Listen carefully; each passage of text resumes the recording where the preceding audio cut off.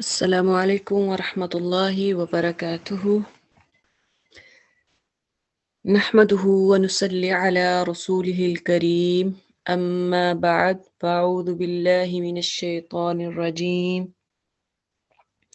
من همزه ونفخه ونفسه اللهم اشرح صدورنا للإسلام وزين أخلاقنا بالقرآن ونور قلوبنا بالقرآن والحديث اللهم صل على محمد وبارك وسلم تسليما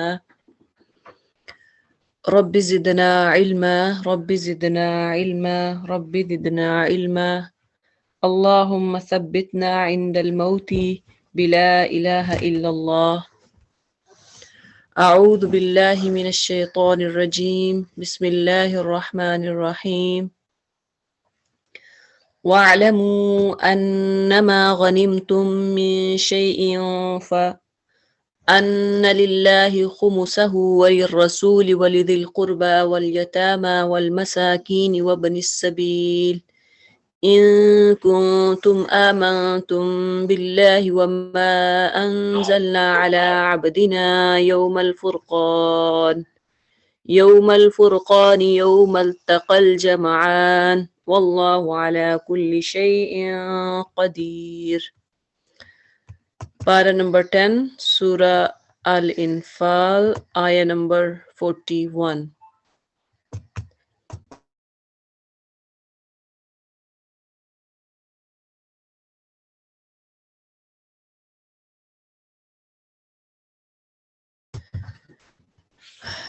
جی پچھلے سپارے میں اگر آپ دیکھیں سورہ انفال میں تو مہاجرین اور انصار کا اور دو جماعتوں کا خاص سر ذکر ہو رہا تھا، مہاجرین اور انصار. تو کیسے آپس میں وہ بھائی بھائی بنے، کس طرح سے انہوں نے قربانیاں دیں، کس طرح سے جنگیں ہوئیں اور اس میں انہوں نے مل کر تن من دھن ہر چیز اللہ کے لیے قربان کر دی. وَاعْلَمُوا أَنَّمَا غَنِمْتُمْ، اور تمہیں معلوم ہو کہ جو کچھ مال غنیمت تم نے حاصل کیا ہے اس کا 5واں حصہ اللہ اور اس کے رسول اور رشتہ داروں اور یتیموں اور مسکینوں اور مسافروں کے لیے ہے. اگر تم ایمان لائے ہو اللہ پر اور اس چیز پر جو فیصلے کے روز یعنی دونوں فوجوں کی مٹ بھیڑ کے دن ہم نے اپنے بندے پر نازل کی تھی، تو یہ حصہ بخوشی ادا کرو، اللہ ہر چیز پر قادر ہے. اب جیسا کہ ہم نے سورہ الانفال کے سٹارٹ میں پڑھا تھا کہ انفال جو ہے اس کا مطلب کیا ہے، مال غنیمت، یہ ایکسٹرا تھنگز بھی آتی ہیں. تو یہ سورہ نازل کیوں ہوئی تھی؟ کیونکہ اس وقت کوئی مال غنیمت کی تقسیم کا کوئی بھی پراپر طریقہ نہیں تھا. تو صحابہ کرام پوچھتے تھے آپ صلی اللہ علیہ وسلم سے کہ مال غنیمت کس طرح تقسیم کیا جائے. تو یہ آیت اس میں جواب آ گیا کہ کس کے لیے ہے. اس کا 5واں حصہ اللہ اور اس کے رسول اور رشتہ داروں اور یتیموں اور مسکینوں اور مسافروں کے لیے ہے. تو یہ تقسیم کا طریقہ جو اللہ تعالیٰ نے بتا دیا. یاد کرو وہ وقت جب تم وادی کے اس جانب تھے اور وہ دوسری جانب پڑاؤ ڈالے ہوئے تھے اور قافلہ تم سے نیچے یعنی ساحل کی طرف تھا. اگر کہیں پہلے سے تمہارے اور ان کے درمیان مقابلے کی قرارداد ہو چکی ہوتی تو تم ضرور اس موقع پر پہلو تہی کر جاتے، لیکن جو کچھ پیش آیا وہ اس لیے تھا کہ جس بات کا فیصلہ اللہ کر چکا تھا اسے ظہور میں لے کر آئے، تاکہ جسے ہلاک ہونا ہے وہ دلیل روشن کے ساتھ ہلاک ہو اور جسے زندہ رہنا ہے وہ دلیل روشن کے ساتھ زندہ رہے. اور یقیناً خدا سننے اور جاننے والا ہے. یعنی جب یہ جنگ بدر اور جنگ احد کا ہے کہ کیا ہوا تھا. جنگ بدر میں کیا ہوا، ایک جماعت ادھر تھی اور ایک اوپر. تو اللہ تعالیٰ نے کس کو؟ مسلمانوں کو فتح عطا فرمائی. تو یہاں سے یعنی ثابت ہو جائے کہ زندہ رہا اسے زندہ ہی رہنا چاہیے تھا، اور جو ہلاک ہوا اسے ہلاک ہی ہونا چاہیے تھا۔ یعنی زندہ رہنے والے اور ہلاک ہونے والے سے مراد افراد نہیں بلکہ اسلام اور جاہلیت ہے، جیسے کہ اللہ تعالیٰ فرماتے ہیں کہ جاء الحق وزهق الباطل ان الباطل کان زہوقا، یعنی حق آ گیا اور باطل مٹ گیا۔ تو اصل میں اللہ تعالیٰ جو ہے وہ باطل کو مٹانا، کفر کو مٹانا چاہ رہے تھے، شرک کو مٹانا چاہ رہے تھے۔ اذ یریکہم اللہ فی منامک قلیلا، اور یاد کرو وہ وقت جب کہ اے نبی صلی اللہ علیہ وسلم خدا ان کو تمہارے خواب میں تھوڑا دکھا رہا تھا۔ یعنی ہم نے پڑھا کہ ان کو ایک اونگ طاری کر دی تھی اللہ تعالیٰ نے مسلمانوں پہ، صحابہ پہ، تو اس وقت خواب میں ان کو تھوڑا دکھا رہا تھا۔ یعنی کفار کی جو تعداد تھی ویسے تو 1000 تھی، لیکن ان کو خواب میں کیا لگ رہا تھا کہ تھوڑے سے وہ کفار ہیں۔ اگر کہیں وہ تمہیں ان کی تعداد زیادہ دکھا دیتا تو ضرور تم لوگ ہمت ہار جاتے اور لڑائی کے معاملے میں جھگڑا شروع کر دیتے، لیکن اللہ ہی نے اس سے تمہیں بچایا، یقیناً وہ سینوں کا حال تک جانتا ہے۔ اور یاد کرو جب کہ مقابلے کے وقت خدا نے تم لوگوں کی نگاہوں میں دشمنوں کو تھوڑا دکھایا اور ان کی نگاہوں میں تمہیں کم کر کے پیش کیا، تاکہ جو بات ہونی تھی اسے اللہ ظہور میں لے آئے۔ آخرکار سارے معاملات اللہ ہی کی طرف رجوع کرتے ہیں۔ یعنی کیا چیز ہونی تھی؟ اسلام کو اللہ تعالیٰ نے بلند کرنا تھا، اسلام کو روشن کرنا تھا اور مدینہ کی ریاست کو قائم کرنا تھا۔ تو اس لیے اللہ تعالیٰ نے آپ صلی اللہ علیہ وسلم کی اور مسلمانوں کی مدد کس طرح سے کی کہ کفار کی جو تعداد تھی ان کو کم کر کے دکھایا۔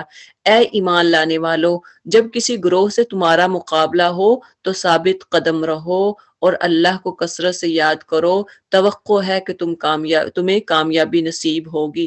اب دیکھیں کہ پچھلی آیت میں جیسا کہ کم تعداد کر کے دکھایا، ہمارا بھی یہی ہوتا ہے۔ ہم جب کسی ایک بندہ جب اتنے لوگوں میں یا 2-4 صرف ایسے جو دین والے ہوں، وہ جب ایک ایسی محفل میں ہوں، ایسی گیدرنگ میں ہوں کہ جہاں پہ باقی سارے لوگ جو دین سے دور ہیں ان کے ساتھ ہوں، تو پھر کیسا وہ فیل کرتے ہیں۔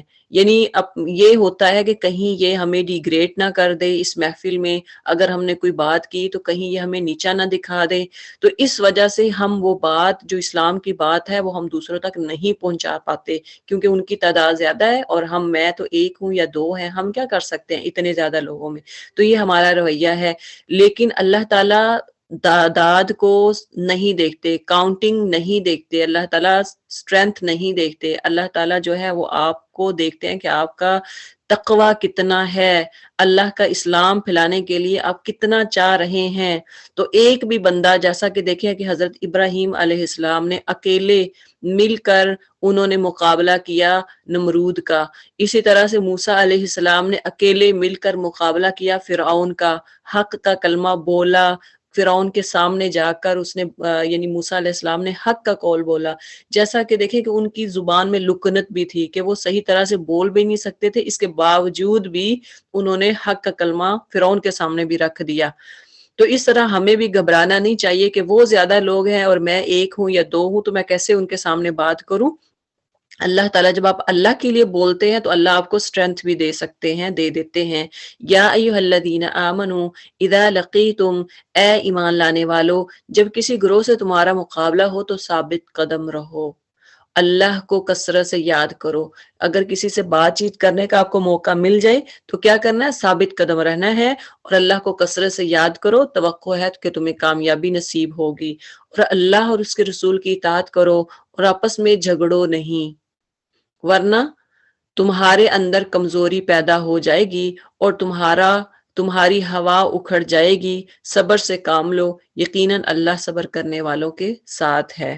تو اللہ تعالیٰ نے ساتھ گر بھی بتا دیا کہ جب کسی کے ساتھ آپ نے بات چیت کرنی ہے تو ایک تو یہ ہے کہ اللہ اور اس کے رسول کی اطاعت کرتے ہوئے، اور پھر یہ ہے کہ اگر کہیں بحث ہو جائے، کہیں آپ کے ساتھ بات کرتے ہوئے وہ جھگڑ پڑے تو آپ نے نہیں جھگڑنا، ورنہ تمہارے اندر کمزوری پیدا ہو جائے گی۔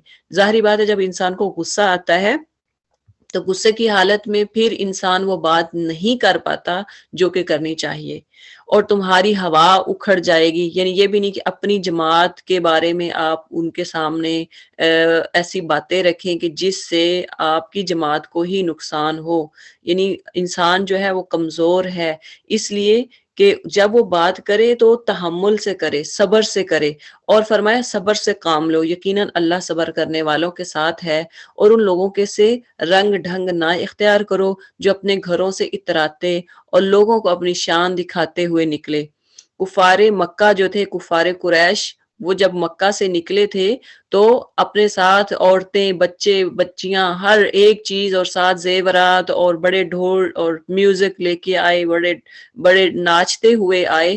یہ اللہ تعالیٰ ان کے بارے میں بتا رہے کہ بڑا اترا رہے تھے کہ ہم تو بڑے ہمارے پاس ویپنز ہیں، ہم تو ان کو ختم کر دیں گے۔ اور اللہ تعالیٰ فرما رہے ہیں جن کی یہ روش یہ ہے کہ اللہ کے راستے سے روکتے ہیں، جو کچھ وہ کر رہے ہیں اللہ کی گرفت سے باہر نہیں ہے، اللہ کو سب معلوم ہے۔ ذرا خیال کرو اس وقت کا جب کہ شیطان نے ان لوگوں کے کرتوت ان کی نگاہوں میں خوشنما بنا کر دکھائے تھے۔ شیطان نے کفار کو کیا دکھایا تھا کہ تم جو کچھ کر رہے ہو بہت اچھا ہے۔ اگر ہمیں لگے کہ ہمیں پتہ چلے کہ ہم برائی کا کام بھی کر رہے ہیں لیکن ہمیں پتہ لگے کہ بہت اچھا کر رہی ہوں میں، اگر آپ کو یہ فیل ہو کہ میں جو بھی کر رہی ہوں صحیح کر رہی ہوں، اگر آپ گھر میں بیٹھے جو بھی کوئی کام کریں، بازار میں جا کے جو بھی کوئی غلط کام کریں تو آپ کو یہ دکھائی دے کہ میں صحیح کر رہی ہوں، تو سمجھ لیں کہ شیطان کی یہ چال ہے۔ اور ان سے کہا تھا کہ آج کوئی تم پر غالب نہیں آ سکتا۔ شیطان ہمارے پاس آتا ہے تو سب سے سونی لگ رہی ہے، اچھا اب اس طرح سے بھی بن، سب اس طرح سے بھی بنو، اس طرح سے بھی سجو، اس طرح یہ بھی تمہیں کرنا چاہیے، تمہیں تو پلکنگ کرنی چاہیے، تمہیں تو فلاں فلاں کرنا چاہیے۔ یعنی شیطان ہمارے پاس آ کے ہمیں طرح طرح کے ساتھ ورگلاتا ہے اور انسان کو بڑا وہ بہلاتا ہے، اس کو وہ تکبر پہ آ جاتا ہے، وہ بڑا فخر کرنے لگتا ہے۔ تو اسی طرح سے شیطان نے اس وقت بھی کیا تھا، کفار کے ساتھ بھی ایسا ہی کیا کہ یہ میں تمہارے ساتھ ہوں، مگر جب دونوں گروہوں کا آمنا سامنا ہوا تو وہ الٹے پاؤں پھر گیا، کیونکہ شیطان بزدل ہوتا ہے، اور کہنے لگا کہ میرا تمہارا ساتھ نہیں ہے، میں وہ کچھ دیکھ رہا ہوں جو تم لوگ نہیں دیکھتے۔ یعنی اس نے فرشتوں کو دیکھ لیا تھا۔ مجھے خدا سے ڈر لگتا ہے اور خدا بڑی سخت سزا دینے والا ہے۔ اب دیکھیں کہ شیطان ڈر گیا تو کیا ہم ڈرتے ہیں؟ ہم تو کبھی نہیں ڈرتے، ہمیں تو ڈر نہیں آتا۔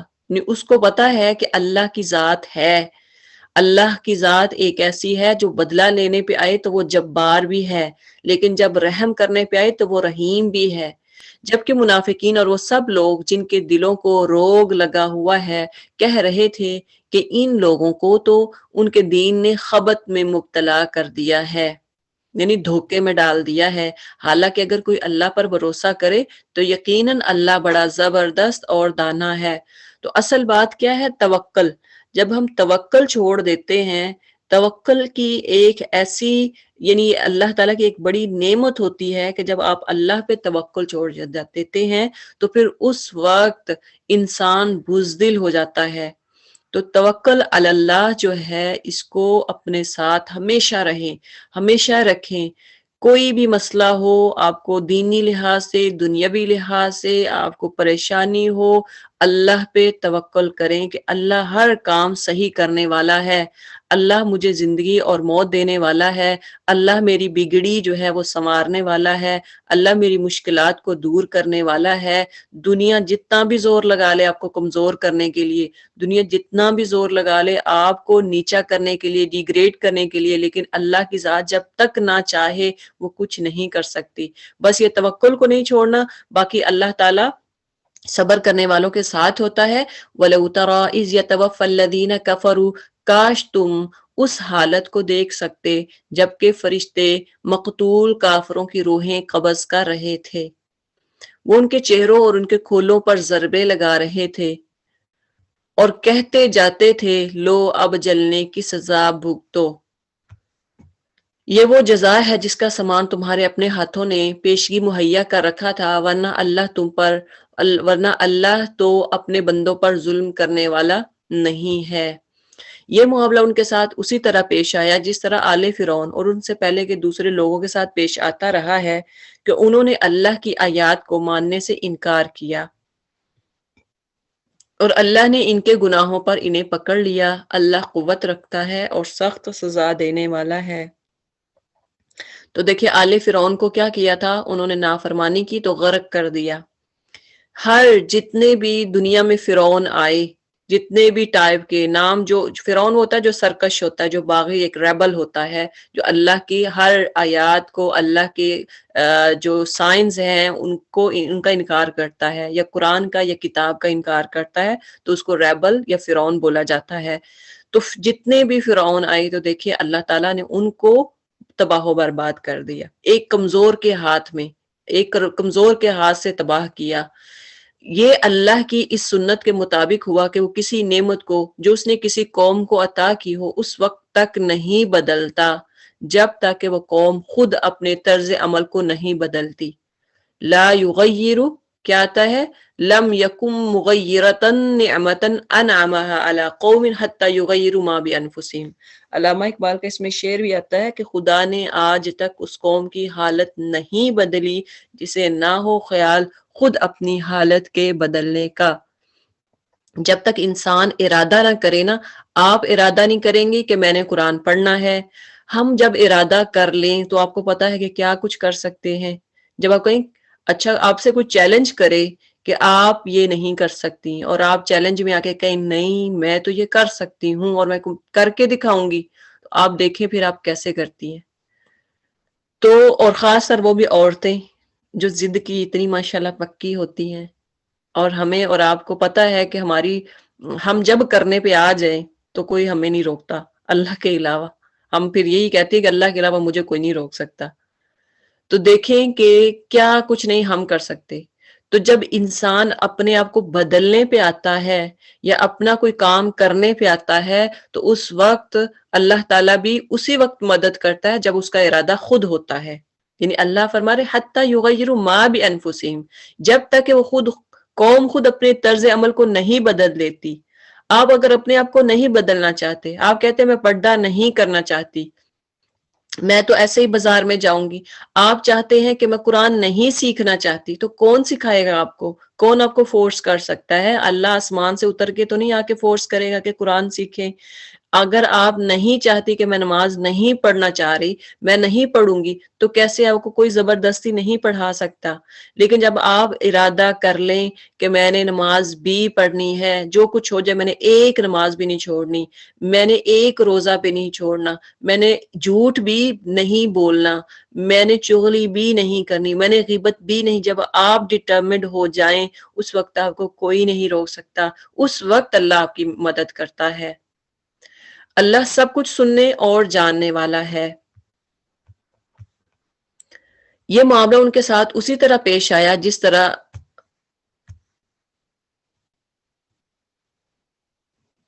آل فرعون سے پہلے کی قوموں کے ساتھ جو کچھ پیش آیا وہ اسی ضابطے کے مطابق تھا۔ انہوں نے اپنے رب کی آیات کو جھٹلایا، تب ہم نے ان کے گناہوں کی پاداش میں انہیں ہلاک کیا اور آل فرعون کو غرق کر دیا۔ یہ سب ظالم لوگ تھے۔ یقیناً اللہ کے نزدیک زمین پر چلنے والی مخلوق میں سب سے بدتر وہ لوگ ہیں جنہوں نے حق کو ماننے سے انکار کر دیا، پھر کسی طرح وہ اسے قبول کرنے پر تیار نہیں۔ حق کیا ہے؟ قرآن۔ حق کیا ہے؟ جو نبی لے کے آئے، جتنے بھی انبیاء لے کر آئے وہ حق ہے۔ تو جو نہیں مانتا اللہ فرماتے ہیں وہ کس سے بدتر ہے؟ شر الدواب، جانور سے بھی بدتر ہے۔ تو اللہ نے یہ قرآن، یہ کتاب ہم پر دی ہے، اشرف المخلوقات بنایا ہے۔ ساری مخلوقات میں جتنی بھی اللہ کی کریشنز ہیں ان میں یو آر دا بیسٹ، اس لیے کہ آپ عمل کرتے ہیں، اس لیے کہ آپ قرآن پر چلتے ہیں، قرآن پر عمل کرنے والے، قرآن کو آپ نے تھام لیا، نبی صلی اللہ علیہ وسلم کی اطاعت کرنے والے، اس وقت آپ اشرف المخلوقات ہیں، بیسٹ امہ ہیں۔ لیکن اگر کوئی اس پر عمل نہیں کرتا، کیونکہ دیکھیں کہ جو قرآن پر عمل کرتا ہے، عمل کرنے والوں کا اللہ تعالیٰ نے ان کو چمکایا ہے، ان کو سریا تک جو ہے ان کو بلند کر دیا، ان کا مقام جو ہے وہ اعلیٰ کر دیا، ان کے نام رہتی دنیا تک رہیں گے کہ جنہوں نے قرآن کو اپنے سینے سے لگایا، جنہوں نے اپنی زندگیوں میں اوڑھنا بچھونا چلنا پھرنا قرآن کو بنا دیا، اس کے مطابق چلے، تو اللہ نے ان کو زمین پہ بھی بلند کیا۔ دیکھیں کہ آج سے 100 سال پہلے جنہوں نے قرآن کو تھاما، ان کے پاس کیا کچھ نہیں تھا، وہ سپر پاور تھی، لیکن آج جب قرآن پر عمل کرنے سے رک گئے تو دیکھ لیں کہ ہمارا حال کیا ہے، ہماری مسلم امہ کا حال دیکھیں کہ کیا ہے، دنیا میں ذلیل ہو رہے ہیں۔ کس وجہ سے؟ قرآن پہ عمل نہیں کرتے۔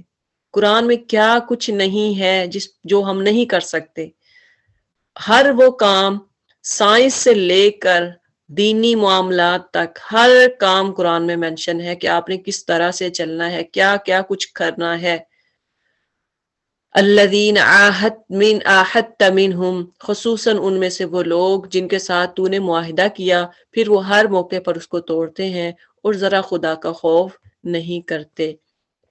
بس اگر یہ لوگ تمہیں لڑائی میں مل جائیں تو ان کی ایسی خبر لو کہ ان کے بعد جو دوسرے لوگ ایسی روش اختیار کرنے والے ہوں ان کے حواس باختہ ہو جائیں۔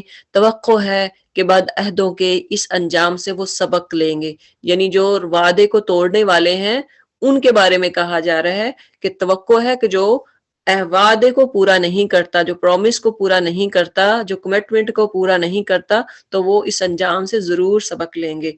اگر کبھی تمہیں کسی قوم سے خیانت کا اندیشہ ہو تو اس کے معاملے کے علانیہ اس کے آگے پھینک دو، یعنی اگر تمہیں کسی قوم سے خیانت کا اندیشہ ہو کہ یہ خیانت کریں گے، چیٹنگ کریں گے، تو اس کے معاہدے کے علانیہ اس کے آگے پھینک دو۔ یقیناً اللہ خائنوں کو پسند نہیں کرتا۔ منکرین حق اس غلط فہمی میں نہ رہیں کہ وہ بازی لے گئے، یقیناً وہ ہم کو ہرا نہیں سکتے۔ منکرین حق اس غلط فہمی میں نہ رہیں کہ وہ بازی لے گئے۔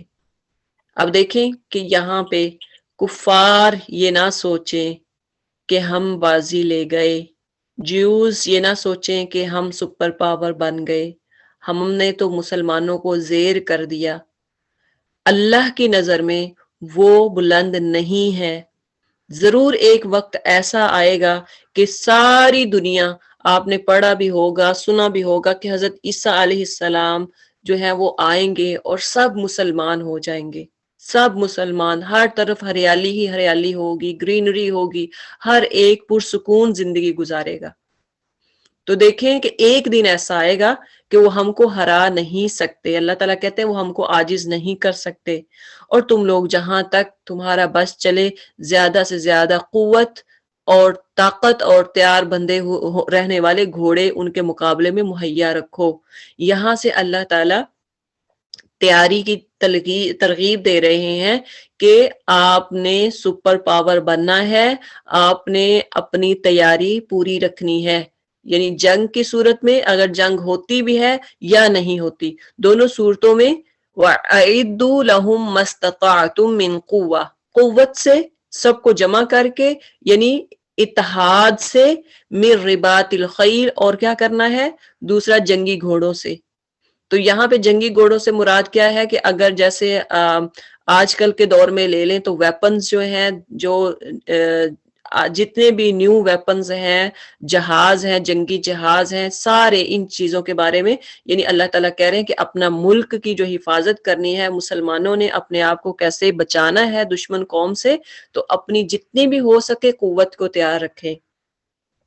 اس میں ایٹم بم وغیرہ بھی اگر بناتے ہیں تو یہ اپنے ملک کی حفاظت کے لیے، اپنی قوم کی حفاظت کے لیے، مسلم امہ کی حفاظت کے لیے تو آپ کو کرنا چاہیے، تاکہ اس کے ذریعے سے اللہ ان کے اپنے دشمنوں کو اور ان دوسرے اعداء کو خوف زدہ کر دو۔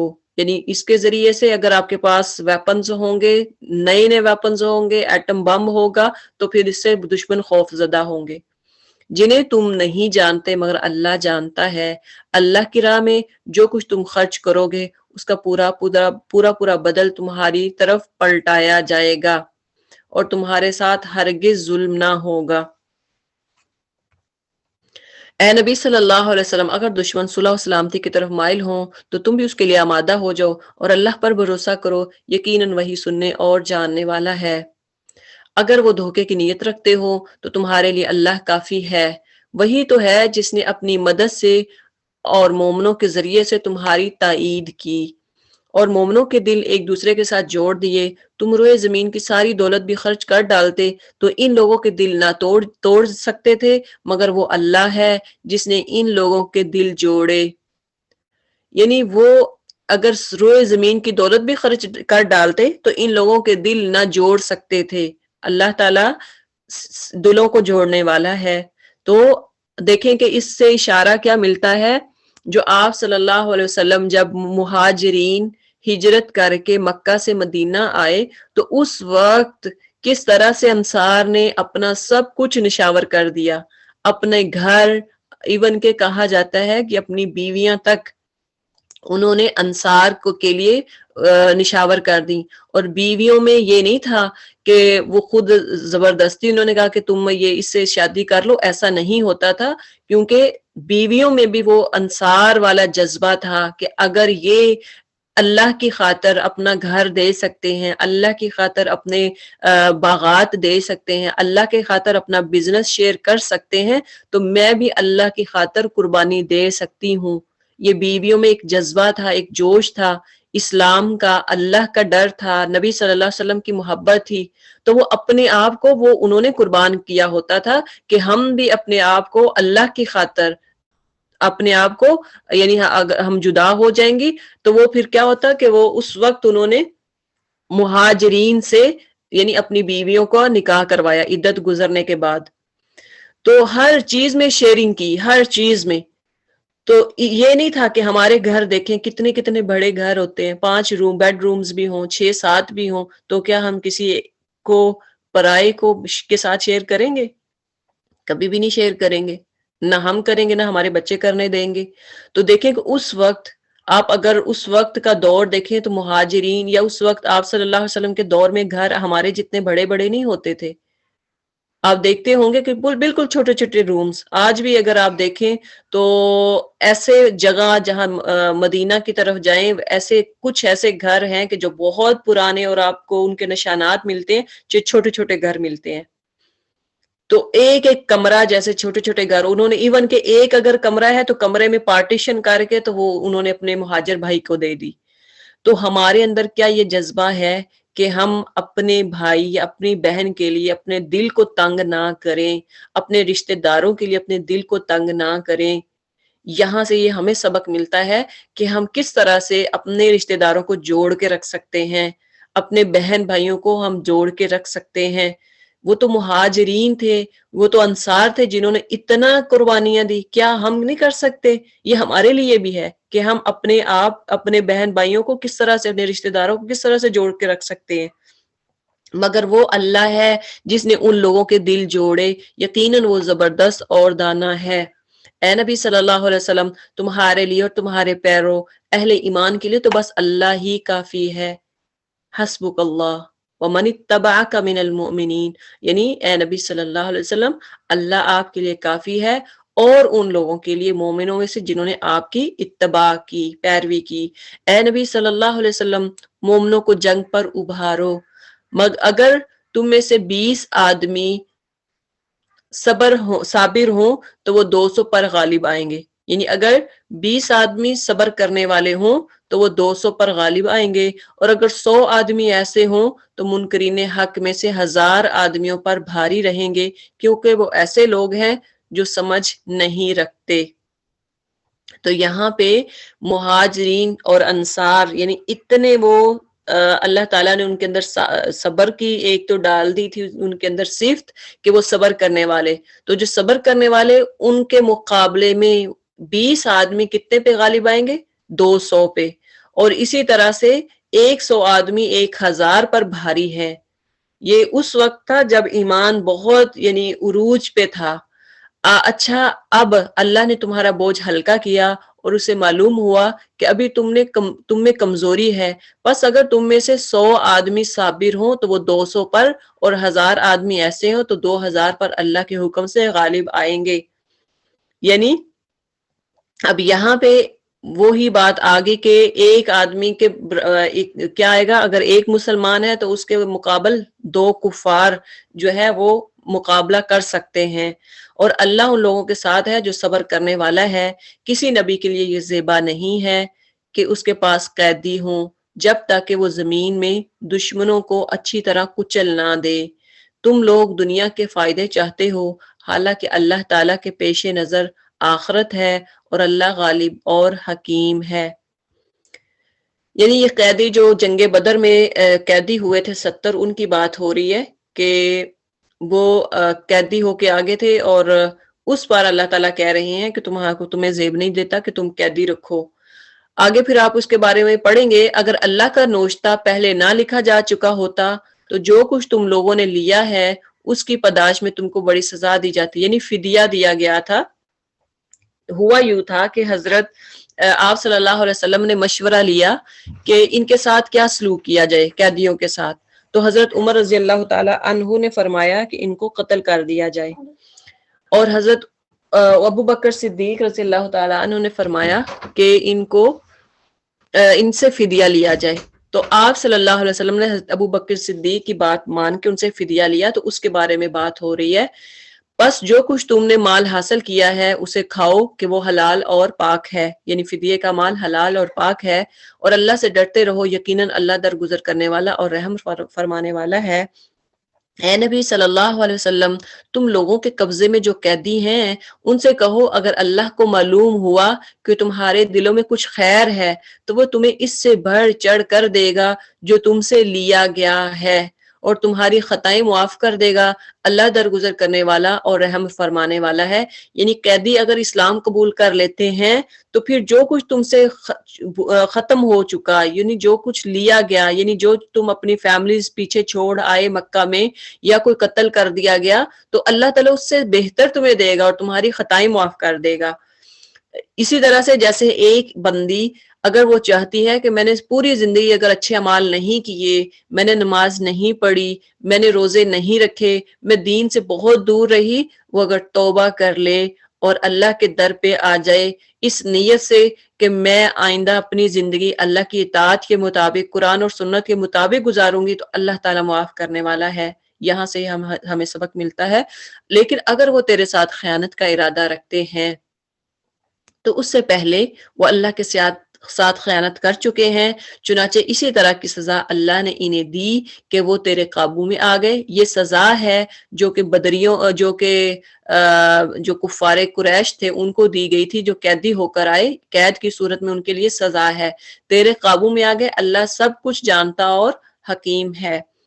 جن لوگوں نے ایمان قبول کیا اور ہجرت کی اور اللہ کی راہ میں اپنی جانیں لڑائیں اور اپنے مال کھپائے، اور جن لوگوں نے ہجرت کرنے والوں کو جگہ دی اور ان کی مدد کی، وہی دراصل ایک دوسرے کے ولی ہیں۔ اب یہاں سے مہاجرین اور انصارہ کی بات ہو رہی ہے کہ کس طرح سے ایمان قبول کرنے کے بعد، یعنی آپ صلی اللہ علیہ وسلم کے ساتھ انہوں نے ہجرت بھی کی، اللہ کی راہ میں اپنی جانیں بھی لڑائیں اور اپنے مال بھی خرچ کیے۔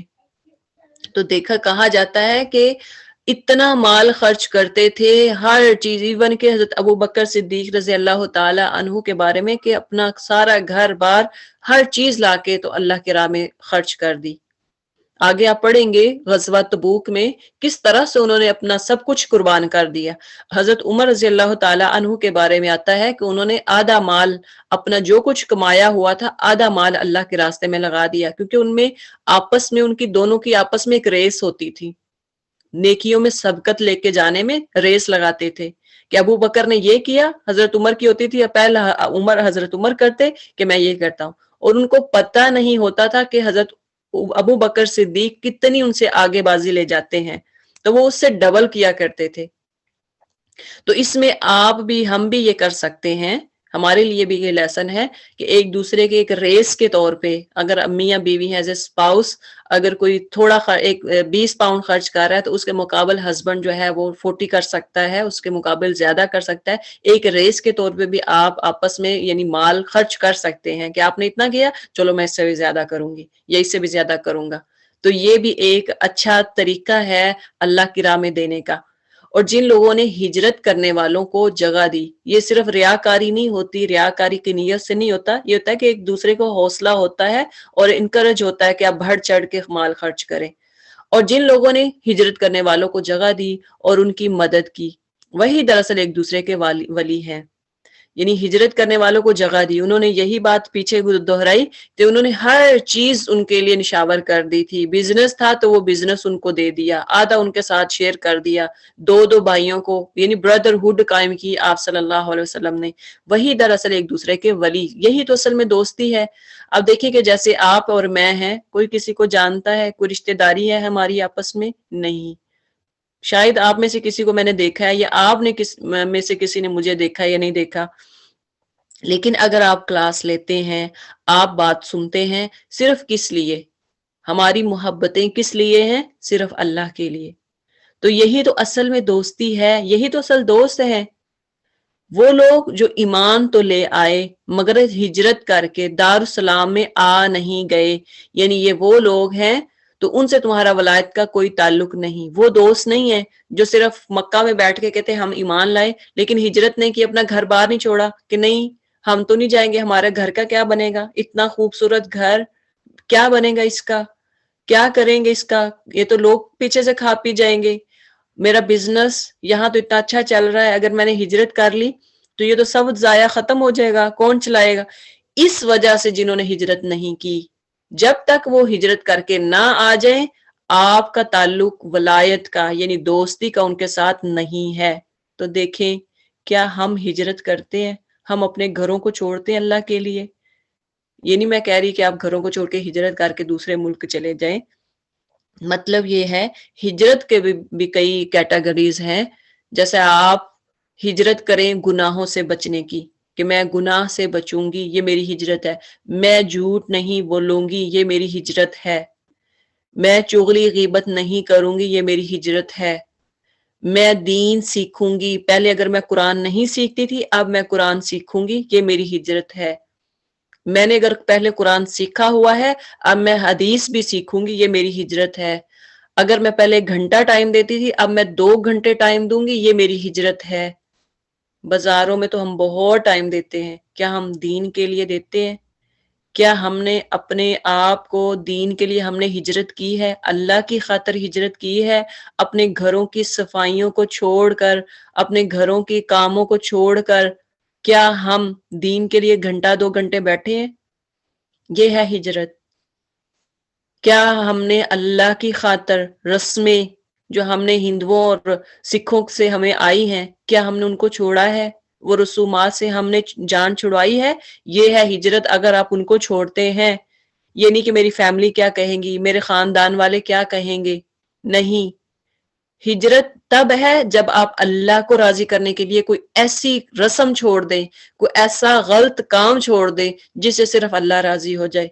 ہاں اگر وہ دین کے معاملے میں تم سے مدد مانگے تو ان کی مدد کرنا تم پر فرض ہے، لیکن ایسی قوم کسی ایسی قوم کے خلاف نہیں جس سے تمہارا معاہدہ ہو. جو کچھ تم کرتے ہو اللہ اسے دیکھتا ہے. جو لوگ منکرین حق ہیں، منکر حق ہیں، وہ ایک دوسرے کی حمایت کرتے ہیں. اگر تم یہ نہ کرو گے تو زمین میں فتنہ اور بڑا فساد برپا ہوگا. آج ہمارے ساتھ بھی یہی ہو رہا ہے. منکر حق سب ایک ہیں، مسلمان الگ ہیں.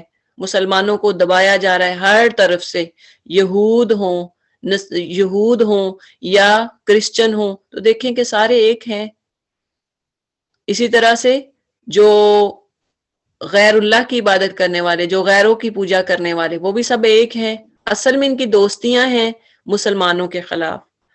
جو لوگ ایمان لائے اور جنہوں نے اللہ کی راہ میں گھر بار چھوڑے اور جد و جہد کی اور جنہوں نے پناہ دی اور مدد کی، وہی سچے مومن ہیں. بتا دیا اللہ نے کون سچے، اولئک هم المؤمنون حقا. سچے مومن، حقیقی مومن کون ہیں؟ ہجرت کی، گناہوں سے بچنے کی ہجرت، نفس کو کنٹرول کرنے کی ہجرت. نفس کو کیسے کنٹرول کریں گے؟ کئی طریقے ہیں. کن کن چیزوں سے آپ کنٹرول کر سکتے ہیں، وہ بھی تو ہجرت ہے نا. آج کل ہماری ہجرت یہی ہے کہ ہم گناہوں سے بچیں. اپنے نفس کو، جو نفس چاہتا ہے، جو دل چاہتا ہے کہ یہ کرو، ہم اس سے بچ جائیں، گناہ کے کام کی طرف بلاتا ہے دل، اس سے باز آ جائیں۔ نفس کہتا ہے سو جو سوتے رہو، گہری نیند سوتے رہو، اس سے نیند سے بچ کر قرآن کی طرف بیٹھنا، قرآن کے سننا، یہ ہجرت ہے۔ اپنے آپ کو نیند کو قربان کرتے ہیں، یہ بھی ہجرت کر رہے ہیں۔ وَجَاهَدُوا فِي سَبِيلِ اللَّهِ، جہاد کرے اللہ کے راستے میں، یہی ہمارا جہاد ہے۔ جہاد کی بھی ہمیں یہی نہیں سمجھ آنی چاہیے کہ جہاد صرف یہی ہے کہ بندوق لیں اور میدان میں چلے گے جائیں۔ ہم عورتیں تو کیا کر سکتی ہیں کہ ہم یہ جہاد کر سکتی ہیں؟ ہمارا جہاد کیا ہے؟ ہماری جدوجہد کیا ہے؟ جہاد بالنفس، نفس کا جہاد کریں۔ جو چیز گناہ کی طرف ہمیں بلاتی ہے اس کا جہاد کریں۔ جہاد بالقلم، آپ اگر کچھ لکھ سکتے ہیں، کوئی پوسٹ کر سکتے ہیں، وہ اس کا جہاد کریں۔ کوئی میسج ہے، کوئی شیئر کرنا ہے آپ نے اسلامک چیزیں، وہ آپ شیئر کریں، آپ قلم کے ساتھ کریں۔ آپ آج کل سوشل میڈیا ہے، اس کے ذریعے سے جہاد کریں، برائی کو روکیں، برائی کو روکنے کا کام اگر کوئی کر سکتے ہیں تو اس کو روکیں، یہ ہے جہاد۔ والذین آووا ونصروا، اور جنہوں نے پناہ دی اور مدد کی، یعنی مہاجرین اور انصارہ، یہی سچے مومن ہیں۔ اور جو لوگ بعد میں ایمان لائے اور ہجرت کر کے آ گئے اور تمہارے ساتھ مل کر جدوجہد کرنے لگے، وہ بھی تم ہی میں شامل ہیں، مگر اللہ کی کتاب میں خون کے رشتہ دار ایک دوسرے کے زیادہ حقدار ہیں۔ ساتھ بتا دیا کہ چاہے جتنا بھی وہ ہجرت کر کے آ گئے، جتنی بھی جدوجہد کی، انہوں نے کوشش کی، سٹرگل کی، اصل کیا ہے؟ اللہ کی کتاب میں وَأُولُو الْأَرْحَامِ بَعْضُهُمْ أَوْلَىٰ بَعْضٍ فِي کتاب اللہ، اللہ کی کتاب میں خون کے رشتہ دار ایک دوسرے کے زیادہ حقدار ہیں۔ دیکھ لیں، یہی رشتے ہم توڑ رہے ہیں، خون کے رشتوں کو، رحم کے رشتوں کو، جو ماں سے جڑے ہوئے ہیں، رشتے تعلقات، ان کو خراب کر رہے ہیں۔ بہن بھائی آپس میں لڑ رہا ہے، بھائی بہن سے لڑ رہا ہے، خونی رشتہ دار ایک دوسرے کے خون پہ تلے ہوئے ہیں۔ تو یہ کیا ہے؟ اللہ اس کو پریفر کرتا ہے کہ تم ایک دوسرے آپس میں جو رشتہ دار ہیں ان کو دیکھو، ان کی لک آفٹر کرو، ان کے ساتھ اچھا سلوک کرو، لڑائی جھگڑوں کو ختم کرو۔ تو کیا ہم یہ ہجرت کرتے ہیں؟ کیا کوئی اللہ کے لیے یہ ہجرت کرے گا؟ یہ بھی ہجرت ہے۔ اگر کوئی نہیں بولتا رشتہ داروں میں سے کسی کے ساتھ، تو یہ ہجرت آج وہ ارادہ کر لے۔ مہاجرین دیکھیں کہ کتنی بڑی ہجرت تھی، گھر بار چھوڑ کے۔ آج ہم کیا گھر بار چھوڑ کے جا سکتے ہیں؟ آج اعلان ہو جائے کہ آپ گھر چھوڑ کے اپنا فلاں ملک میں چلے جائیں، یا ہمیں کہا جائے کہ آپ یورپ چھوڑ کے آپ برما میں چلے جائیں، جہاں لڑائیاں جھگڑے ہو رہے ہیں، جہاں پہ جنگ خانی ہے، جہاں پہ مسلمانوں کو دبایا جا رہا ہے، کیا ہم وہاں پہ جائیں گے؟ ہمارے تو گھر اتنے پیارے، ہم کیسے چھوڑ کے جائیں؟ ہمارا تو بزنس یہاں پہ، ہمارے تو بچے یہاں تعلیم کر رہے ہیں، پڑھ رہے ہیں، یہاں تو یونیورسٹیز اتنی اچھی، ہم کیسے چھوڑ کے جائیں؟ نہیں جائیں گے۔ ہم یہ نہیں کر سکتے، ہم صرف یہ کر سکتے ہیں، وہ بھی اگر اپنے نفس کو مار دیں، اپنی انا کو ختم کر دیں، تو کیا ہوگا کہ پھر ہم یہ جو خون کے رشتہ دار ہیں ان کے ساتھ اچھا سلوک کر سکتے ہیں۔ کم از کم آپ ان کے ساتھ بات چیت تو کر سکتے ہیں نا۔ یہ ہجرت کریں۔ اگر کوئی روٹھا ہوا ہے، کوئی نہیں بولتا، ہجرت کرے اللہ کی خاطر، اللہ کے لیے، کہ اللہ کی کتاب میں اللہ کو کیا پسند ہے۔ ہجرت کر کے آنے سے بھی زیادہ اللہ کو یہ پسند ہے کہ آپ کوئی روٹھا ہوا ہے تو وہ آپس میں مل جائے، کوئی نہیں کسی سے بولتا تو وہ صلح کر لے۔ دیکھیں بہت بڑی بات ہے، اپنے آپ کو گرا کر، اپنی انا کو گرا کے اگر کسی سے کوئی صلح کرتا ہے، کسی بہن بھائی سے، بہت اعلیٰ ظرفی ہے اس بندے کی۔ اب یقین جانیں گے کہ میں، یعنی ہماری آپس میں ہو جاتی ہے، ظاہری بات ہر بندے کی ہو جاتی ہے، تو میں خود لاسٹ ٹائم میں جب گئی، جو میرے سے بولتی تھی، میں اس کے گھر جا کر، حالانکہ میری کوئی غلطی بھی نہیں تھی، خود جا کر میں نے اس کے گھر جا کے اس کے ساتھ صلح کی۔ اور یعنی بولا یہ جاتا ہے دکھاوے کے لیے کر رہے ہیں، بنتی ہیں زیادہ کہ پڑھی لکھی، اس لیے آپ کو بہت کچھ سننے کو ملے گا۔ لیکن جب آپ کی نیت صاف ہے، جب آپ کی نیت اللہ کو راضی کرنے کی ہوتی ہے، پھر آپ کو آپ کی انا کچھ بھی نہیں ہوتا، سب زیرو، سب کچھ ختم ہو جاتی ہے۔ کیونکہ آپ جب اللہ کی خاطر گھر سے نکلتے ہیں، اللہ کی خاطر آپ جب کسی کو کال کریں گے کہ میں یہ میرے ساتھ نہیں بولتا تھا، اب میں اللہ کی خاطر اس سے بات کرنے جا رہا ہوں، اگر رشتہ داری ٹوٹ رہی ہے اللہ کی خاطر اس کو ملانے کی کوشش کریں گے، دیکھ رہے انشاءاللہ آپ کا جو آپ کی باڈی ہے نا، آپ کے اندر جو دل ہے یہ پرسکون ہو جائے گا۔ ہم سارا دن ادھر ادھر کی باتیں کرتے ہیں، چغلی غیبتیں، اگر آپ کسی سے نہیں بولتے ہوں گے تو ظاہری بات ہے ادھر سے بہن کا فون آیا دوسری کے خلاف کریں گے، تیسری کے خلاف کریں گے، تو یہ ساری اسی وجہ سے پھر ہم نیگیٹیوٹی پھیلاتے رہیں گے، اور ساری یہ جڑ ہے، فساد کی جڑ یہی ہے کہ جب ہم بات کرتے ہیں ایک دوسرے سے تو پھر کیا ہوتا ہے کہ ہماری جو باتیں ہیں آگے سے آگے نکلتی جاتی ہیں اور وہ بڑھتی جاتی ہیں۔ تو اس کو اصل جڑ ہی ختم کر دیں کہ آپ ان سے بولنا شروع ہو جائیں تو بس آپ بھی سکون میں رہیں گے، دوسرے بھی سکون میں رہیں گے، کم از کم جو پہل کرنے والا ہے وہ تو سکون میں رہے گا۔ اور حدیث میں بھی آتا ہے، حدیث کا مفہوم بھی ہے، آپ صلی اللہ علیہ وسلم نے فرمایا کہ جو کسی بہن سے بھائی بہن سے روٹھا ہوا ہے، جو پہل کرتا ہے، سلام کرتا ہے، تو اگر وہ نہیں بولتا تو آپ نے اپنا حق ادا کر دیا، اگلا جو ہے اس کے گناہ بھی اس پہ آ جائیں گے۔ جو سلام کرنے والا ہے تو دوسرے کے جو اس کے گناہ ہے وہ دوسرے پہ چلے جائیں گے۔ تو دیکھیں کتنی بڑی ڈیل ہے، اگر ہم اللہ کی خاطر اپنے روٹھے ہوں کو منا لیں، اللہ کی خاطر کم از کم پہل تو کر لیں، سلام تو کر لیں کہ میں نے معاف کیا اللہ کی خاطر، یہ سب سے بڑی ہجرت ہے۔ اعوذ باللہ السمیع العلیم، سورہ برات اور توبہ، اس کے دو نام ہیں، ایک تو ہے توبہ اور دوسرا ہے برات۔ تو برات یہ دیکھیں کہ اس کو برات کیوں کہا جاتا ہے، کیونکہ پہلی آیت میں مشرکین سے اللہ تعالیٰ نے ان کا ہر ایک برات کا اعلان کر دیا تھا کہ جو بھی انہوں نے معاہدے توڑے تو اللہ نے بری ذمہ ہونے کا وعدہ کر دیا کہ ہم ان سے بری ذمہ ہیں۔ اور دوسرا اس میں آپ توبہ اس لیے ہے کہ اس میں اس سورہ میں ایک جگہ پہ آئے گا کہ بعض اہل ایمان کے قصور کو اللہ تعالیٰ نے معاف کر دیا تھا، ان کی جو مسٹیک تھی انجانے میں، یعنی آپ ایک تو جان بوجھ کے کرتے ہیں، انجانے میں جو مسٹیک تھی وہ اللہ تعالیٰ نے ان کی معاف کر دی تھی، اس لیے اس کا توبہ کہا جاتا ہے۔ اور اس کے سٹارٹ میں بسم اللہ بھی نہیں ہے، اسی لیے ہمیں بغیر بسم اللہ کے ہی پڑھنا چاہیے۔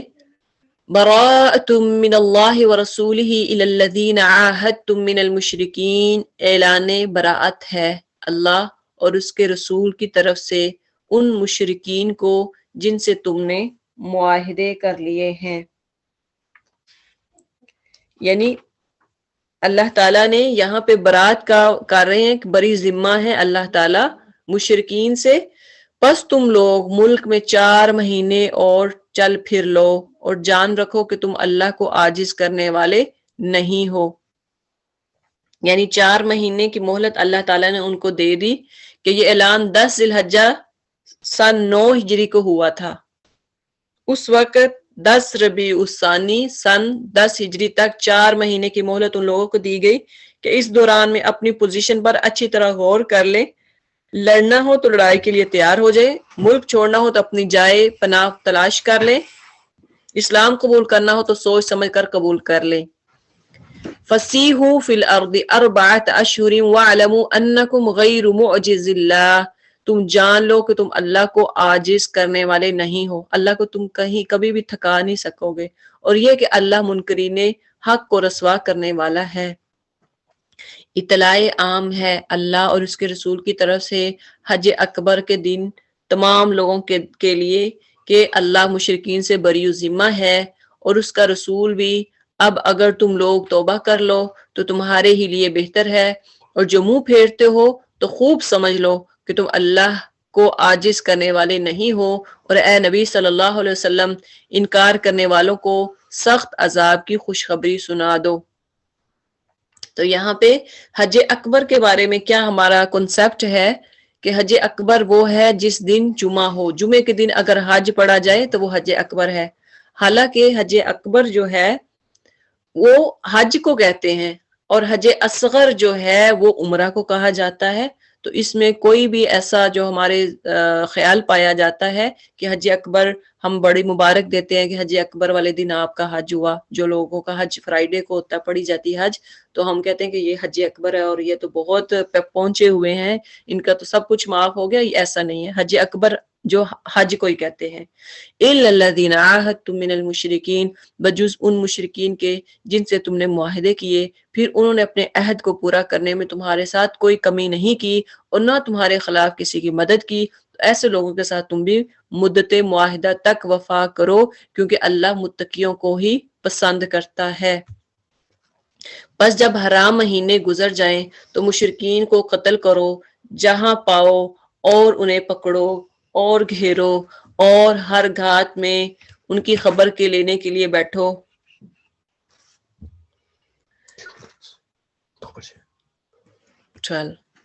بس جب حرام مہینے گزر جائیں تو مشرکین کو قتل کرو، حیث وجدتموہم، جہاں تم ان کو پاؤ، اور ہر گھات میں ان کی خبر لینے کے لیے بیٹھو.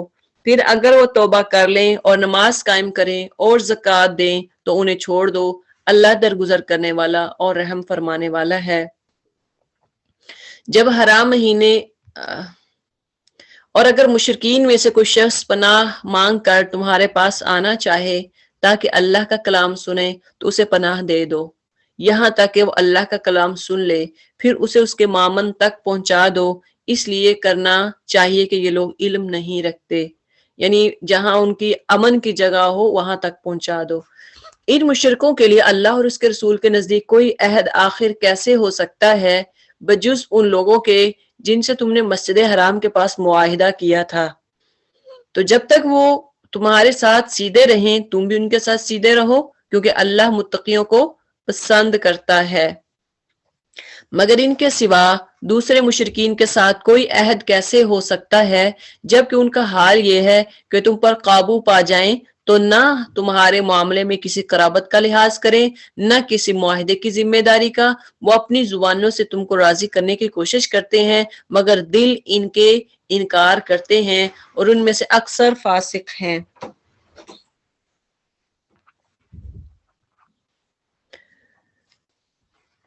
یعنی یہاں بھی اللہ تعالیٰ فرما رہے ہیں کہ ان کے سوا دوسرے مشرکین کے ساتھ کوئی عہد کیسے ہو سکتا ہے جبکہ ان کا حال یہ ہے کہ تم پر قابو پا جائیں، تو نہ تمہارے معاملے میں کسی قرابت کا لحاظ رکھیں گے نہ کسی معاہدے کی ذمہ داری. جب ان کو قابو پر ہو جائے گا آپ پر تو اس وقت پھر یہ کسی معاہدے کا کوئی خیال نہیں رکھیں گے. یعنی انہوں نے اللہ کی آیات کے بدلے تھوڑی سی قیمت قبول کی، پھر اللہ کے راستے میں سد راہ بن کر کھڑے ہو گئے، یعنی راستے میں روکنے والے، اللہ کی راہ سے روکنے والے. بہت برے کرتوت تھے جو یہ لوگ کرتے تھے. کسی مومن کے معاملے میں نہ یہ قرابت کا لحاظ کرتے ہیں نہ کسی عہد کی ذمہ داری کا، اور زیادتی ہمیشہ انہی کی طرف سے ہوئی ہے. بس اگر یہ توبہ کر لیں فَإِن تَابُوا وَأَقَامُوا الصَّلَاةَ وَآتُوا الزَّكَاةَ فَإِخْوَانُكُمْ فِي الدِّينِ، بس اگر یہ توبہ کر لیں اور نماز قائم کریں اور زکوٰۃ دیں تو تمہارے دینی بھائی ہیں، اور جاننے والوں کے لیے ہم اپنے احکام واضح کر دیتے ہیں. دیکھیں یہ مشرکین کے لیے تھا کہ اگر وہ توبہ کر لیں، شرک سے باز آ جائیں، اسلام قبول کر لیں، نماز قائم کریں، زکوٰۃ دیں تو یہ تمہارے دینی بھائی ہیں. تو آج ہمارے لیے بھی کہ اگر کوئی اپنے گناہوں سے کی ہجرت کرتا ہے، نماز قائم کرتا ہے، زکوٰۃ ادا کرتا ہے، تو پھر وہ کیا ہے، آپ کے دوست ہیں اور اللہ کو ایسے لوگ پھر پسند ہیں. اور اگر عہد کرنے کے بعد یہ پھر اپنی قسموں کو توڑ ڈالیں اور تمہارے دین پر حملے کرنے شروع کر دیں تو کفر کے علمداروں سے جنگ کرو، کیونکہ ان کی قسموں کا کوئی اعتبار نہیں، شاید کہ پھر تلوار ہی کے زور سے وہ باز آ جائیں. کیا تم نہ لڑو گے ایسے لوگوں سے جو اپنے عہد توڑتے رہے ہیں اور جنہوں نے رسول صلی اللہ علیہ وسلم کو ملک سے نکال دینے کا قصد کیا تھا، یعنی آپ صلی اللہ علیہ وسلم کو مکہ سے نکالنے کا ارادہ کیا تھا اور زیادتی کی ابتدا کرنے والے وہی تھے. کیا تم ان سے ڈرتے ہو؟ اگر تم مومن ہو تو اللہ اس کا زیادہ مستحق ہے کہ اسے ڈرو. ان سے لڑو، اللہ تمہارے ہاتھوں سے ان کو سزا دلوائے گا اور انہیں ذلیل و خوار کرے گا اور ان کے مقابلے میں تمہاری مدد کرے گا اور بہت سے مومنوں کے دل ٹھنڈے کرے گا. اور ان کے قلوب کی جلن مٹا دے گا اور جسے چاہے گا توبہ کی توفیق بھی دے گا۔ اللہ سب کچھ کرنے والا اور دانا ہے۔ ہماری جلن، ہمارے دلوں کی جلن کیسے مٹتی ہے؟ کسی کو ڈی گریڈ کر کے، کسی کو دبا کر، کسی کو برا بھلا کہہ کر۔ اس نے اب میرے خلاف یہ بات کی تو میں، یہ کون ہوتی ہے یہاں جانے والی؟ کون ہوتی ہے یہ مجھے یہ بات کرنے والی؟ تو پھر ہمارا حال کیا ہوتا ہے؟ جلن کے مارے کٹتے رہتے ہیں، ادھر فون کیا ادھر فون کیا، 4-6 تو فون پہلے ادھر ادھر کر کے بات پھیلا دی، اور اس کے بعد پھر بھی جلن ختم نہیں ہوئی کہ جب تک میں اس کو مجھے مل لے، جب تک یہ میرے سامنے نہ آ جائے، میں اس کو کھری کھری نہ سنا دوں، تو پھر تب تک میری جلن ٹھنڈی نہیں ہوگی، میرا سینہ ٹھنڈا نہیں ہوگا، میرا کلیجہ ٹھنڈا نہیں ہوگا۔ یہ ہماری صورتحال ہے۔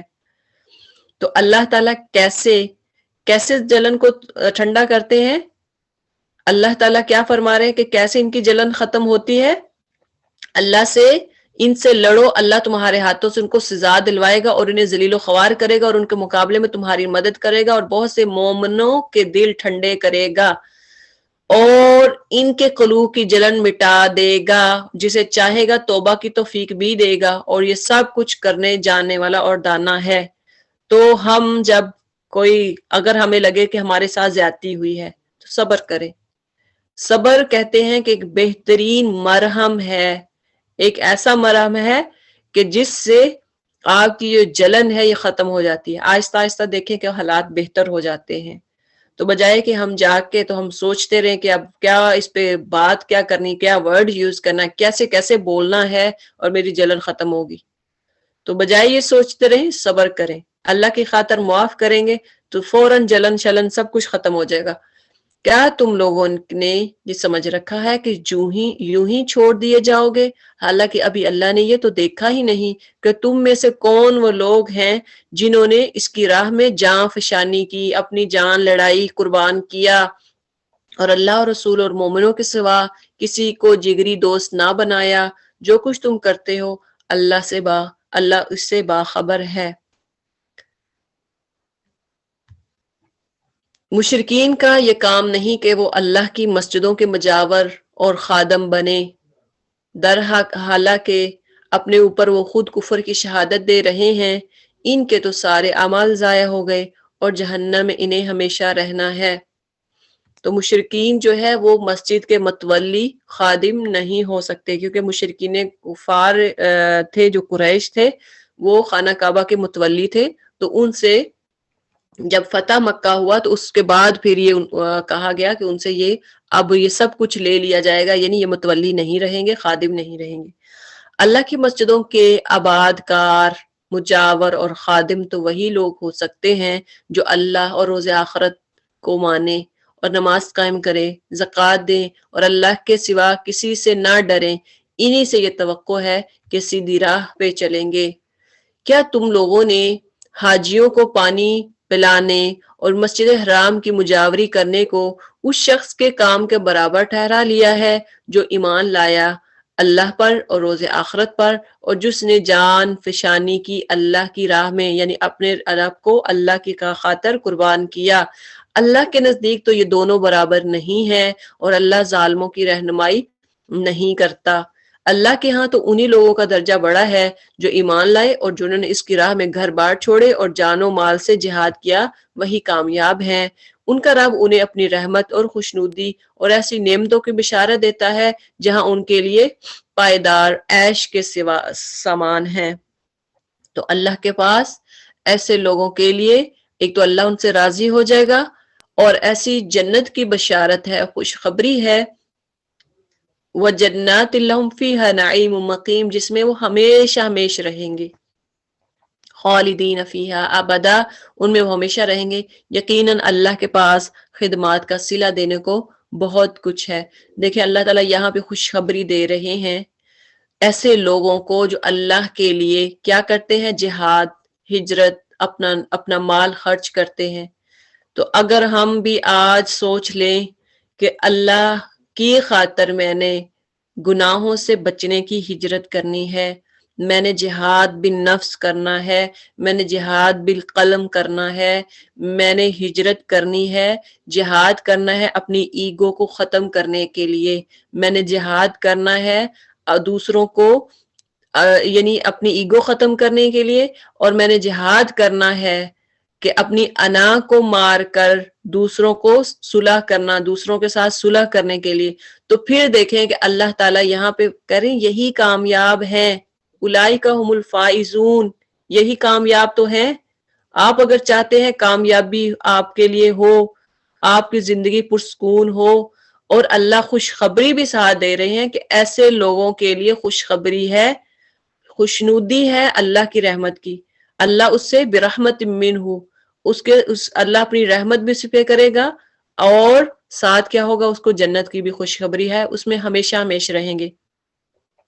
تو ہم کیا یہ ہمارے لیے سودا برا ہے کہ اللہ بھی خوش ہو جائے، جنت کی بھی خوشخبری مل جائے، اور ہم آپس میں بھی صحیح ہو جائیں، ہم اپنے لیے ہم جہاد بھی کر لیں؟ تو کیا جہاد کے بدلے میں اللہ کی خوشنودی اور جنت کیا سودا اچھا نہیں ہے کہ ہم اپنی ایگو کو ختم کر دیں؟ میری انا، میری ناک، میرا قبیلہ، میرا کنبہ، کیا کریں گے لوگ، کیا سوچیں گے میرے بارے میں، اتنا پہلے لڑے بھیڑے اب صلح کر لی، کیا سوچیں گے میرے بارے میں لوگ جب میں رسومات کو چھوڑوں گی، مہندیوں کو، قرآن خوانی کو، جب ایسی رسومات کو، بدعات کو چھوڑوں گی تو کیا کہیں گے لوگ، ختم کر دے سب، ہجرت کرے اللہ کے لیے، یعنی اللہ کو خوش کرنا ہے، صرف اللہ کو خوش کرنا ہے۔ تب اللہ آپ کے اس کے بدلے میں اللہ نے بتا دیا کہ ایسے لوگوں کے لیے جنت ہے۔ آج آپ کو اگر اعلان کرے یورپ والے پاکستانیوں کے لیے کہ ویزا کھلا ہے آجو، لیکن ان لوگوں کے لیے ویزا کھلا ہے کہ جو مہندی کی رسم سے جان چھڑوائے گا، جو اس کی رسم نہیں کرے گا۔ دیکھیں پھر ہم کیسے چھوڑتے ہیں، رسمیں، رواج، سب کچھ ختم۔ اگر اعلان کر دے کہ یہ کیٹیگریز کے لوگ ویزے کے لیے اپلائی کر سکتے ہیں، ان میں آج داڑھی جو رکھے گا اس کے لیے بھی ویزا ہے، جو ابایا پہنیں گی اس کے لیے بھی ویزا ہے۔ تو دیکھیں کیسے ہم یہ سارا کچھ کرتے ہیں، دنیا کی خاطر ہم کیا کچھ کرتے ہیں، دین کے لیے کیا ہم کر رہے ہیں، کہ اللہ کو خوش کرنے کے لیے ہم نے یہ سارا کچھ چھوڑا ہے۔ خالدین فیہا ابدا، اللہ کہہ رہے ہیں یہ چند دن کی زندگی نہیں ہوگی، یہ ویزا تھوڑے دن کے لیے نہیں ہوگا، ایکسپائر نہیں ہوگا، آپ کو دوبارہ اپلائی نہیں کرنا پڑے گا، آپ کو دوبارہ اتنی فیسیں نہیں بھرنی پڑیں گی۔ خالدین فیہا ابدا، اس میں رہنے کے لیے ہمیشہ ہمیشہ رہیں گے۔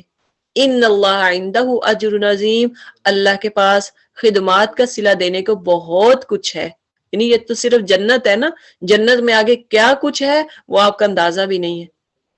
یا ایھا الذین آمنوا لا تتخذوا آباءکم واخوانکم اولیاء، اے لوگوں جو ایمان لائے ہو، اپنے باپوں اور بھائیوں کو بھی اپنا رفیق نہ بناؤ، اگر وہ ایمان پر کفر کو ترجیح دیں، تم میں سے جو ان کو رفیق بنائیں گے وہی ظالم ہوں گے۔ یعنی یہاں پہ رفیق، دوست کس کو نہ بنائیں؟ اگر بھائی اور باپ آپ کو کفر کو ترجیح دیتے ہیں، آپ کو کہتے ہیں کفر کرو، آپ کو شرک کی تلقین کرتے ہیں، آپ کو دین سے روکتے ہیں، اس صورت میں یہ بات آئی ہے کہ ان سے دوستی نہ کرو۔ قل ان کان آباؤکم وابناؤکم واخوانکم وازواجکم وعشیرتکم واموال اقترفتموها وتجارت تخشون کسادها، اے نبی صلی اللہ علیہ وسلم کہہ دو اگر تمہارے باپ اور تمہارے بیٹے اور تمہارے بھائی اور تمہاری بیویاں اور تمہارے عزیز و اقارب اور تمہارے وہ مال جو تم نے کمائے ہیں، کتنی چیزوں سے ہم محبت کرتے ہیں، گن لے۔ آباؤ ایک، ابناؤ بیٹے، اخوانو بھائی تین، و ازواجو سپاؤس، و عشیرتکم و اموال، عشیرتو یعنی خاندان والے، تمہارے عزیز و اقارب، اور و اموال اقترفتموها اور تمہارے وہ مال جو تم نے کمائے، و تجارت تخشون کسادها، یعنی یہ چیزیں ساری فرما رہے ہیں کہ یہ ساری کیا ہے جو تم نے کمائے، اور تمہارے وہ کاروبار جن کے ماند پڑ جانے کا تم کو خوف ہو کہ کہیں میرا بزنس ختم نہ ہو جائے، اور تمہارا وہ گھر جو تم کو پسند ہے، تم کو اللہ اور اس کے رسول اور اس کی راہ میں جہاد سے عزیز تر ہیں، تو انتظار کرو یہاں تک کہ اللہ اپنا فیصلہ تمہارے سامنے لے آئے۔ آج یہ ساری چیزیں جو اللہ تعالیٰ نے گنوائی ہیں، یقین جانے کہ انہی سے ہماری محبت ہے، انہی سے ہم پیار کرتے ہیں۔ تو اگر اللہ کہہ رہے ہیں کہ اگر اللہ اور اس کے رسول کی راہ میں جہاد سے زیادہ یہ چیزیں عزیز ہیں، تو انتظار کرو کہ اللہ اپنا فیصلہ تمہارے سامنے لے آئے، اور اللہ فاسق لوگوں کی رہنمائی نہیں کیا کرتا۔ تو دیکھ لیں کہ ہماری محبت اپنے بچوں کے لیے، ہماری محبت والدین کے لیے، ہماری محبت بہن بھائیوں کے لیے، ہماری محبت میرا خاندان کیا کہے گا، میرے بہن بھائی کیا کہیں گے، ہماری محبت میرا بزنس میں اسی کے لیے ٹائم دوں، میرا کاروبار کیسے، اگر میں دین کی طرف آؤں گی تو میرا کاروبار، میں جو کام کرتی ہوں، میں جاب کرتی ہوں، وہ کیسے کروں گی، میں کہاں سے کھاؤں پیوں گی۔ ہماری محبت کیا ہے، جو مال کمایا اس کو اور جگہ پہ لگاؤ، اور ٹائم دو اس کو اور زیادہ کرو تاکہ وہ کم نہ ہو جائے۔ یہ ہے ہماری پریورٹیز۔ اللہ نے کہا اگر یہ تمہاری پریورٹیز ہیں، جہاد کو چھوڑ کر، ہمارا جہاد یہ نہیں ہے کہ ہم تلوار اٹھائیں اور میدان میں جائیں، ہم کہیں لے جی ہم تو یہ کر ہی نہیں سکتے، ہم تو عورتیں ہیں۔ ابھی جو میں نے جیسے بتایا کہ جہاد، ہمارا جہاد بھی نفس ہے۔ اگر کوئی ٹی وی دیکھتا ہے، اگر کوئی گانے سنتا ہے، میوزک سنتا ہے، اس کو لگتا ہے کہ میں بہت میوزک سنتی ہوں، وہ جہاد کرے، میوزک سے اپنے آپ کو کنٹرول کرے۔ اگر کوئی دیکھتے ہیں نماز میں سستی کرتی ہوں، وہ جہاد بھی نفس کرے کہ میں نے نماز کو نہیں چھوڑنا۔ یہ جہاد ہے ہمارا، گھر بیٹھے بٹھائے آپ بہت کچھ کر سکتے ہیں۔ اگر آپ سمجھتے ہیں کہ آپ کا سپاؤس جو ہے، وہ آپ کا ہسبینڈ جو ہے وہ دین کی طرف نہیں ہے، کوشش کریں کہ اس کو دین کی طرف لے کے آئیں۔ دنیا کے لیے آپ نے شاپنگ کرنے ہو، پیسے لینے ہو، تو کیا کچھ کرتے ہیں، کتنا کچھ کرتے ہیں ہم، لڑائیاں جھگڑے کر کے بھی پیسے مانگ کے بازاروں میں گھس جاتی ہے۔ کیا ہم اس کو دین پر لگانے کے لیے، نماز کی طرف لگانے کے لیے، سگریٹ چھڑوانے کے لیے، کیا ہم جہاد نہیں کر سکتے، ان سے بات نہیں کر سکتے، ان سے بحث نہیں کر سکتے؟ پھر ہم کہیں گے کہ نہیں میں تو بڑی اطاعت گزار بننے چاہ رہی ہوں، میں تو یہ چھوڑ ہی نہیں سکتی، میں تو کہہ ہی نہیں سکتی، میرے خاندان والے کیا کریں گے، میرے بہن بھائی کیا کہیں گے، میرے محلے والے کیا کہیں گے، ہماری ایگو آ جاتی آگے۔ فَتَرَبَّصُوا حَتَّى يَأْتِيَ اللَّهُ بِأَمْرِهِ، انتظار کرو اللہ اپنا فیصلہ خود کرے گا۔ اور دیکھ لیں کہ جب اللہ ہمارے لیے ہم انتظار کریں کہ اللہ فیصلہ کرے، تو اللہ پھر فیصلہ کر دیتا ہے کہ ایسے لوگوں کی جگہ اللہ تعالیٰ پھر دوسرے لوگوں کو موقع دیتے ہیں۔ جب انسان ارادہ نہیں کرتا، جب نیت نہیں کرتا، تو گناہ چھوڑنے کی، نیکی کی طرف آنے کی، قرآن سیکھنے کی، حدیث سیکھنے کی جب نیت نہیں کرتا، تو پھر اللہ تعالیٰ جو وہ بندے کا ارادہ بھی نہیں ہوتا، اور اللہ اس کو ہمت بھی نہیں دیتا، اللہ اس کو توفیق بھی نہیں دیتا۔ جیسے ہم نے پڑھا کہ اللہ تعالیٰ اس کو نعمت نہیں دیتا جب تک وہ بندہ خود ارادہ نہیں کرتا۔ خدا نے آج تک اس قوم کی حالت نہیں بدلی جسے نہ ہو خیال خود اپنی حالت کے بدلنے کا۔ علامہ اقبال کا شعر بھی ہے، جب تک آپ ارادہ نہیں کریں گے، آپ کمرے ہمت نہیں کسیں گے، آپ چادر پکڑ کے عبایا پہن کے کوشش نہیں کریں گے کہ میں اگر کہیں قرآن کی کلاس ہو رہی ہے، میں اپنے آپ کو صحیح کرنے ہیں، میں نے اپنا قرآن درست کرنا ہے، اپنی تجوید صحیح کرنی ہے، اپنا قرآن کا میننگ سیکھنا ہے، تفسیر سیکھنی ہے، آپ جب تک ہمت نہیں کریں گی۔ کیا آپ ڈرنک پینا چاہ رہے ہیں، آپ جوس پینا چاہ رہے ہیں، تو وہ دور پڑا ہے اور آپ بیڈ پہ بیٹھی ہیں، تو گلاس کو آپ جتنا مرضی اشارے کرتے جائیں کہ میرے پاس اٹھ کے آ جاؤ، اس میں ڈال کے میرے پاس آ جائے، پیش ہو جائے، کیا وہ آئے گا؟ کبھی بھی نہیں آئے گا۔ جب تک آپ جا کے خود نہیں پکڑیں گی، اس کو ڈالیں گی نہیں اور منہ کے ساتھ نہیں لگائیں گی، تب تک آپ کو وہ نہیں ملے گا۔ تو جب تک دین نہیں ملے گا، اللہ کی رضا نہیں ملے گی جب تک ہم کوشش نہیں کریں گے۔ جو بندہ کوشش نہیں کرتا، ارادہ نہیں کرتا، تو اللہ تعالیٰ بھی اس سے وہ توفیق چھین لیتا ہے، پھر دوسروں کو موقع دیتا ہے۔ ہو سکتا ہے کوئی اور کسی اور کو موقع ملے اور وہ دین کی طرف آ جائے۔ تو اس لیے اپنی کمرے ہمت باندھ لے، محنت کریں، ارادہ کریں کہ آج سے ہی میں نے پوری کوشش کرنی ہے جہاد کرنے کی، جہاد بن نفس کرنے کی، جہاد بالقلم کرنے کی، میں نے پوری کوشش کرنی ہے۔ سوشل میڈیا اگر زیادہ یوز کرتے ہیں اس کی کوشش کریں کم کر دیں، یہ بھی ایک جہاد ہے۔ ڈرامے فلمیں زیادہ دیکھتے ہیں، کوشش کریں کم کر دیں۔ اگر کوئی عبایا نہیں پہنتی، اگر کوئی پردہ نہیں کرتی، صرف دوپٹہ لیتی ہے، وہ کوشش کرے کہ میں نے سکارف لینا ہے، پراپر لینا ہے۔ ایک پہلا سٹیپ تو لیں، پہلا قدم تو اٹھائیں، اس کے بعد باقی اور بھی قدم ہیں، ایک سٹیپ لیں، کوشش کریں۔ اللہ تعالیٰ دیکھیں کیسے اللہ تعالیٰ آسانیاں کرتا ہے۔ من سلک طریقا یلتمس فیہ علما سہل اللہ لہ طریقا فی الجنہ۔ آپ صلی اللہ علیہ وسلم فرماتے ہیں کہ جو بندہ دین کے راستے پہ چلنے کا ارادہ کرتا ہے، چلنا شروع ہوتا ہے، اللہ تعالیٰ سہل اللہ طریقا فی الجنہ، جنت کا راستہ آسان کر دیتا ہے۔ کامیاب ہونا چاہتی ہیں، جنت کی خوشخبریاں لینا چاہتے ہیں، پھر پہلا سٹیپ لیں کہ جہاد کریں، جہاد بن نفس کریں۔ وہ چیزیں جو گناہ کی ہیں ان کو چھوڑ دیں، جن سے ناراضگی ہے ان سے بولیں، ان سے بات چیت کریں، ان سے ایک کال کر کے کم از کم السلام علیکم کریں، رمضان کیسا جا رہا ہے، گزر ہے، اتنا ہی تو پوچھ لیں۔ نہ معافی مانگے، نہ کہیں کہ میں نے گناہ کیے ہیں، جو کچھ غلطیاں ہوئی ہیں معاف کر دیں، کم از کم سلام دعا تو کریں، پہلا سٹیپ لیں۔ واللہ لا یہدی القوم الفاسقین، اللہ فاسق لوگوں کی رہنمائی نہیں کرتا۔ تو کہیں ایسا نہ ہو کہ ہم بھی اسی لسٹ میں آ جائیں۔ اللہ نے مجھے توفیق دی، پڑھ لکھ کر سن سنا کے پھر فاسق کی لسٹ میں آ جائے۔ اللہ تعالیٰ ہمیں ایسے لوگوں سے بچائے۔ اللہم لا تجعلنا منہم۔ لقد نصرکم اللہ، اللہ اس سے پہلے بہت سے مواقع پر تمہاری مدد کر چکا ہے۔ ابھی غزوہ حنین کے روز اس کی دستگیری کی شان تم دیکھ چکے ہو۔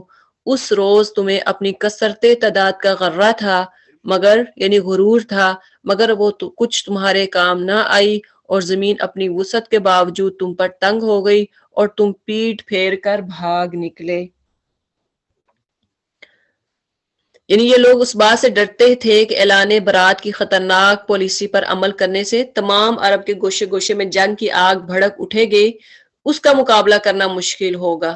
یعنی یہاں پہ کہ جب جنگ حنین ہوا تھا تو اس پر ان کو کیا تھا، بہت زیادہ ان کو اپنی شان و شوکت انہوں نے دکھائی، اور اللہ تعالیٰ نے پھر بھی مسلمانوں کو فتح دی۔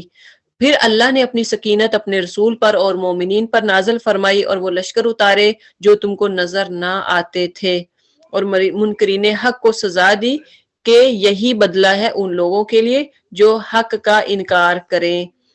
تم یہ بھی دیکھ چکے ہو کہ اس طرح سزا دینے کے بعد اللہ جس کو چاہتا ہے توبہ کی توفیق بھی بخشتا ہے، اور اللہ درگزر کرنے والا اور رحم فرمانے والا ہے۔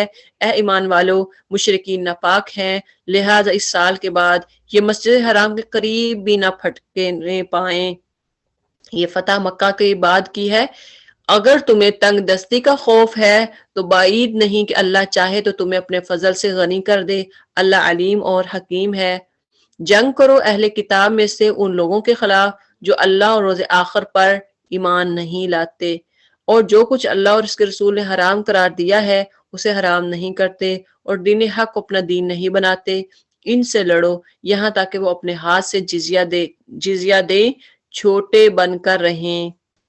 یہود کہتے ہیں کہ عزیر اللہ کا بیٹا ہے، اور عیسائی کہتے ہیں کہ مسیح اللہ کا بیٹا ہے۔ یہ بے حقیقت باتیں ہوتی ہیں وہ جو اپنی زبانوں سے نکالتے ہیں ان لوگوں کی دیکھا دیکھی جو ان سے پہلے کفر میں مبتلا ہوئے تھے۔ خدا کی مار ان پر، یہ کہاں سے دھوکے کھا رہے ہیں۔ انہوں نے اپنے علماء اور درویشوں کو اللہ کے سوا اپنا رب بنا لیا ہے، اور اسی طرح مسیح ابن مریم کو بھی، حالانکہ ان کو ایک معبود کے سوا کسی کی بندگی کا حکم نہیں دیا گیا تھا، وہ جس کے سوا کوئی مستحق عبادت نہیں، پاک ہے وہ ان مشرکانہ باتوں سے جو یہ لوگ کرتے ہیں۔ یہ لوگ چاہتے ہیں کہ اللہ کی روشنی کو اپنی پھونکے سے بجھا دیں، مگر اللہ اپنی روشنی کو مکمل کیے بغیر ماننے والا نہیں ہے، خواہ کافروں کو یہ کتنا ہی ناگوار ہو۔ یعنی مشرکین کیا ارادہ کرتے ہیں کہ دین کو ختم کر دیں، اسلام کا نام ختم کر دیں، تو اللہ تعالیٰ تو اس کو بلند کرنا چاہتا ہے۔ هو الذی ارسل رسولہ بالہدی ودین الحق، اللہ وہ ہے جس نے اپنے رسول کو ہدایت اور دین حق کے ساتھ بھیجا ہے تاکہ اسے پوری جن سے دین پر غالب کر دے، اور خواہ مشرکوں کو یہ کتنا ہی ناگوار ہو۔ اے ایمان لانے والو، ان اہل کتاب کے اکثر علماء اور درویشوں کا حال یہ ہے، یہ پچھلی آیت میں ہے نا کہ ہدایت دین حق کے ساتھ بھیجا تاکہ اسے پوری لوگوں کے لیے لیظہرہ علی الدین کلی، ہر ایک پر ظاہر کر دے، تو یہ ہمارا بھی فریضہ ہے ایز اے امت مسلمہ، ہمارا بھی فریضہ ہے کہ ہم بھی کلمہ اسلام کا کلمہ بول بالا کرنے میں پوری کوشش کریں کہ ہم دین کو پھیلائیں گے، اپنی زندگیوں پہ اس کو لاگو کریں گے، ہم اپنی زندگیوں کو اسلام کے مطابق گزاریں گے۔ جب آپ یہ ارادہ کر لیں گے، دوسروں کو بتائیں گے، پھر لیظہرہ علی الدین کلہ، یعنی پورے جو دین ہے ان پہ غالب کرنے کا آپ یہ ارادہ کریں گے، کوشش کریں گے، تو یہ ہمارا بھی فرض ہے کہ ہم یہ کریں۔ وَلَوْ كَرِهَ الْمُشْرِكُونَ، چاہے مشرکین کو ناپسند کیوں نہ ہو۔ اے ایمان لانے والو، ان اہل کتاب کے اکثر علماء اور درویشوں کا حال یہ ہے کہ وہ لوگوں کے مال باطل طریقے سے کھاتے ہیں اور انہیں اللہ کی راہ سے روکتے ہیں۔ دردناک سزا کی خوشخبری دو ان کو جو سونے اور چاندی جمع کر کے رکھتے ہیں اور انہیں خدا کی راہ میں خرچ نہیں کرتے۔ یہاں سے جو زکوٰۃ ہے، فرض یعنی صدقہ جو فرض ہے، واجب ہے، اس کے بارے میں بات ہو رہی ہے کہ جو اللہ نے تمہیں مال دیا ہے اس کو، اس میں سے زکوٰۃ نکالیں، ورنہ کیا ہے، اللہ تعالیٰ کہہ رہے ہیں ان کو دردناک عذاب کی خوشخبری دے دو، ان کو جو سونے اور چاندی جمع کر کے رکھتے ہیں، یعنی جو زکوٰۃ نہیں دیتے اور اس کو جمع کر کے رکھتے ہیں، اس وقت پھر ان کے لیے کیا ہے، دردناک عذاب ہے۔ وہ کیا ہوگا، یوم یحمى علیہا فی نار جہنم، ایک دن آئے گا کہ اسی سونے چاندی پر جہنم کی آگ دہکائی جائے گی، یعنی جو زکوٰۃ نہیں دیتے، اور پھر اسی سے ان لوگوں کے پیشانیوں اور پہلوؤں اور پیٹھوں کو داغا جائے گا۔ دیکھ لیں کہ پیشانی، پہلو اور پیٹھ، ان کو داغا جائے گا۔ یہ ہے وہ خزانہ جو تم نے اپنے لیے جمع کیا تھا، لو اب اپنی سمیٹی ہوئی دولت کا مزہ چکھو۔ قیامت والے دن اللہ تعالی ان لوگوں کی پیشانیوں کو داغیں گے جو زکوٰۃ ادا نہیں کرتے، جو مال کو بڑا سنبھال کے رکھتے ہیں، بینک بیلنس بڑا سنبھال کے رکھتے ہیں کہ اس کو کوئی کسی غریب کو نہ پتہ چل جائے کہ وہ میرے سے ہاتھ نہ پھیلا دے، وہ میرے سے مانگے نہیں، اور ان لوگوں کے لیے یہ سزا ہوگی۔ دیکھیں کتنی بڑی سزا ہے کہ جب گرم گرم یہی زیور، یہی سونا، یہی چاندی، یہی چیزیں آپ کے ان کو گرم کر کے، اگر تو یہ ان کے ساتھ پیشانی کو گرم کیا جائے گا، پیشانی کے ساتھ اس کو لگایا جائے گا، گرم یعنی بہت گرم۔ اب دیکھیں کہ اگر آپ نے چوڑیاں پہنی ہوں گولڈ کی، یا پھر آپ نے رنگ پہنی ہو، تو آپ چولہے کے قریب جاتے ہیں، ہنڈیاں بناتے ہیں، تو ایک دم جب وہ گرم ہو جاتی ہے تو کتنی وہ اس سے تکلیف ہوتی ہے، کتنی ہارٹ لگتی ہے۔ تو یہ دیکھیں کہ قیامت والے دن یہ آگ اس کے برابر تو نہیں ہوگی، 70 گنا زیادہ ہوگی۔ تو اللہ تعالی ہمیں محفوظ کرے، اور اگر زکوٰۃ کسی کی دینے والی ہو تو وہ ضرور کوشش کرے، کیونکہ فرض ہے تو زکوٰۃ ضرور نکالا کریں۔ ایون یعنی 7.5 تولہ سونا ہے آپ کے پاس، یا اس کے ایکوولن آپ کے پاس کوئی پراپرٹی یعنی آپ کے پاس سیونگ ہے، تو اس میں آپ ضرور زکوٰۃ ادا کریں۔ یعنی 7.5 تولہ کا آپ حساب لگا کے کہ کتنے پیسے بنتے ہیں، تولہ کتنے کا بنتا ہے، اور اس کے برابر اگر آپ کے پاس کوئی سیونگ ہے تو اس میں سے آپ زکوٰۃ ضرور ادا کریں۔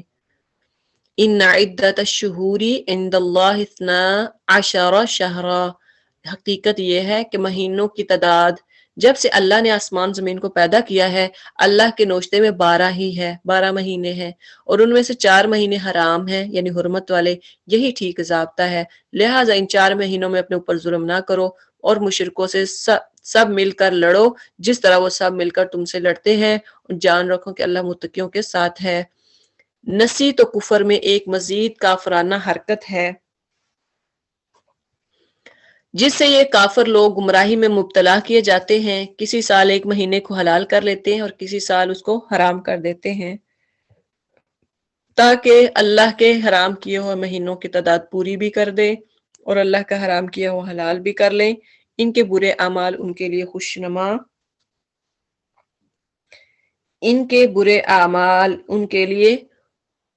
خوشنما بنا دیے گئے ہیں، اور اللہ منکرین حق کو ہدایت نہیں کرتا۔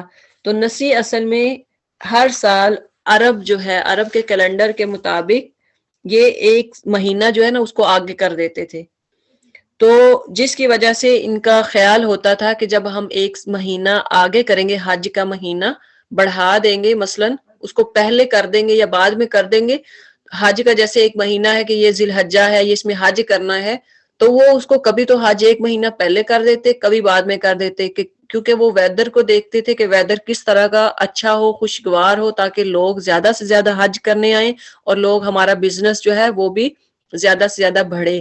اس وجہ سے وہ مہینے کو آگے پیچھے کر دیتے تھے، جس پر اللہ تعالیٰ نے فرمایا کہ مہینے جو ہیں وہ سارے 12 ہیں، اور اس کو آگے پیچھے کرنا یا ان کی تعداد کو پھیرنا یہ تمہارے لیے جائز نہیں ہے، اور اللہ منکرین حق کو ہدایت نہیں دیتا۔ اس بارے میں ہے یہ، اے لوگوں جو ایمان لائے ہو، تمہیں کیا ہو گیا ہے کہ جب تم سے اللہ کی راہ میں نکلنے کے لیے کہا گیا تو زمین سے چمٹ کر رہ گئے ہو؟ کیا تم نے آخرت کے مقابلے میں دنیا کی زندگی کو پسند کر لیا؟ ایسا ہے تو تمہیں معلوم ہو کہ دنیاوی زندگی کا یہ سب سر و سامان آخرت میں بہت تھوڑا نکلے گا۔ کیا ہم نے بھی اپنے آپ کو زمین سے چمٹ نہیں رکھا؟ ہم نے اپنے آپ کو گھروں میں نہیں رکھا ہوا کہ نہیں دین کے لیے نہیں نکلنا؟ تو یہ ہے کہ ہمیں بھی اپنے آپ کو گھروں کی سوائیوں سے چمیٹ کر، یعنی ساتھ لگا کے نہیں رکھنا، اپنے آپ کو مصروفیت میں مصروف نہیں رکھنا، اپنے آپ کو گھر کے کاموں میں بیزی نہیں رکھنا کہ بس دین نہیں سیکھنا اور صرف گھر کے کاموں میں لگے رہے۔ تو یہ ہے آج ہم جو کر سکتے ہیں وہ ہمارے لیے یہ سبق ہے کہ دین کے لیے نکلیں، اللہ کی خاطر نکلیں، نماز کے لیے نکلیں، قرآن کے لیے نکلیں، اس کو سیکھنے کے لیے نکلیں۔ کہیں ایسا نہ ہو کہ دنیاوی زندگی کا یہ سب سامان جو ہے آخرت میں بہت تھوڑا نکلے، آخرت میں اعمال ہی نہ ہو، دنیا کی زندگی کے سارے باقی کاموں کی ایک لسٹ ہو، لیکن آخرت والے جو اعمال ہیں اللہ کو راضی کرنے والے وہ نہ نکلیں، تو پھر حال کیا ہوگا؟ تم نہ اٹھو گے تو خدا تمہیں دردناک سزا دے گا اور تمہاری جگہ کسی اور گروہ کو اٹھائے گا، اور تم خدا کا کچھ بھی نہ بگاڑ سکو گے، وہ ہر چیز پر قدرت رکھنے والا ہے۔ تم نے اگر نبی کی مدد نہ کی تو کچھ پرواہ نہیں، اللہ اس کی مدد اس وقت کر چکا جب کافروں نے اسے نکال دیا تھا، جب وہ صرف 2 میں کا دوسرا تھا، یعنی یہ حضرت ابو بکر صدیق اور نبی صلی اللہ علیہ وسلم جب ہجرت کر کے مدینہ کی طرف جا رہے تھے تو اس وقت کی بات ہے کہ ثانیت نہیں ہما فی الغار، غار میں جب وہ تھے تو اس وقت 2 کا بتایا گیا کہ صرف 2 میں کا دوسرا تھا، یعنی اللہ بھی ساتھ تھا جب وہ دونوں غار میں تھے۔ تو کیا کہہ رہے تھے؟ جب وہ اپنے ساتھی سے کہہ رہا تھا کہ غم نہ کر، حضرت ابو بکر صدیق جب مشرکین کو دیکھا کہ وہ بالکل اگر وہ نیچے دیکھتے پاؤں کی طرف تو حضرت ابو بکر صدیق اور نبی صلی اللہ علیہ وسلم کو وہ دیکھ پاتے، لیکن وہ ڈر رہے تھے حضرت ابو بکر صدیق کہ اب کیا ہوگا۔ اس وقت اللہ تعالیٰ نے فرمایا کہ غم نہ کر، لا تحزن ان اللہ معنا، نبی صلی اللہ علیہ وسلم نے ان سے کیا کہا کہ اللہ ہمارے ساتھ ہے۔ اس وقت اللہ نے اس پر اپنی طرف سے سکون قلب نازل کیا اور اس کی مدد ایسے لشکروں سے کی جو تم کو نظر نہ آتے تھے، اور کافروں کا بول نیچا کر دیا، اور اللہ کا بول تو اونچا ہی ہے، یعنی اللہ کا کلمہ جو ہے وَكَلِمَةُ اللَّهِ هِيَ الْعُلْيَا، اللہ کا کلمہ بلند ہے، یعنی حق ہو گیا۔ واللہ عزیز حکیم، اور اللہ غالب اور دانا و بینا ہے۔ ہلکے نکلو خواہ ہلکے ہو یا بوجھل، اور جہاد کرو اللہ کی راہ میں اپنے مالوں اور اپنی جانوں کے ساتھ، یہ تمہارے لیے بہتر ہے اگر تم جانو۔ دیکھیں کہ یہاں پہ اللہ تعالیٰ کہہ رہے ہیں انفروا خفافا وثقالا، خواہ تم ہلکے ہو یا بوجھل ہو، تم اللہ کے لیے نکلو اور جہاد کرو اپنے مال کے ساتھ اور انفسک اور اپنے جانوں کے ساتھ۔ تو کیا ہمارا جہاد ہے؟ دیکھ رہے ہماری عبادت، 30 دن کے روزے، ایک عید جو ہے وہ ہم پہ بھاری ہو جاتی ہے، 30 دن پہ بھاری ہو جاتی ہے۔ وہ کیسے؟ عید کی شاپنگ ہر روزے والے دن، ہر دن چوتھے دن دوسرے تیسرے دن شاپنگ کرنے جا رہے ہیں. کہاں جا رہے ہیں؟ عید کی شاپنگ. اب یقین جانا ہے کہ شاید ادھر مجھے نہیں لگتا کہ ادھر والے کو زیادہ تیاری کرتے ہوں گے جو یو کے میں رہتے ہیں. میرا جو ایکسپیرینس، میں اپنی بات بتا رہی ہوں، مجھے نہیں لگتا کہ ہم تو کبھی نہیں گئے شاپنگ کے لیے. تو پاکستان میں دیکھیں کیا ہے، ہر روز ایک نئی شان اور ایک نئی آن کے ساتھ ہم شاپنگ کے لیے نکلتے ہیں. پیسے ہوں نہ ہو، یہاں کیا ہلکے اور بوجھل، پیسے جیب میں ہیں یا نہیں ہے، لیکن ہم نے جانا ہے شاپنگ کے لیے، چاہے وہاں جا کے ادھار ہی کیوں نہ کر کے آ جائے کہ بھائی میں یہ پکڑو، آدھے لے لو، تھوڑے لے لو، ایڈوانس میں رکھ لو اور باقی پھر آ کے لے جائیں گے. تو یہ ہمارے حال ہیں. دین کے لیے ہم نہیں نکلتے. شاپنگ کے لیے سہیلی بھی آواز دے گی نا کہ آجو فلاں جگہ پہ سیل لگی ہے، اور بہن کہے گی او میرے پاس تو پیسے بھی نہیں ہیں، وہ کہے گی چلو کوئی بات نہیں ہے، ونڈو شاپنگ ہی صحیح، چلو آؤ تو صحیح، تو نکل پڑیں گے. وہی اگر کوئی دوسری آ جائے کہ آج قرآن بھی ہے، قرآن کی کلاس بھی ہے، یہ درس قرآن ہے، تو کیا کریں گی؟ نہیں وہ میں تو شاپنگ کے لیے جا رہی ہوں، ٹائم ہی نہیں ہے. تو اس وقت یہ ہمارے بہانے ہوتے ہیں. اللہ کہہ رہے انفروا خفافا وثقالا، خواہ ہلکے ہو یا بوجھل ہو نکلو. ہم کس کے لیے نکلتے ہیں؟ شاپنگ کے لیے.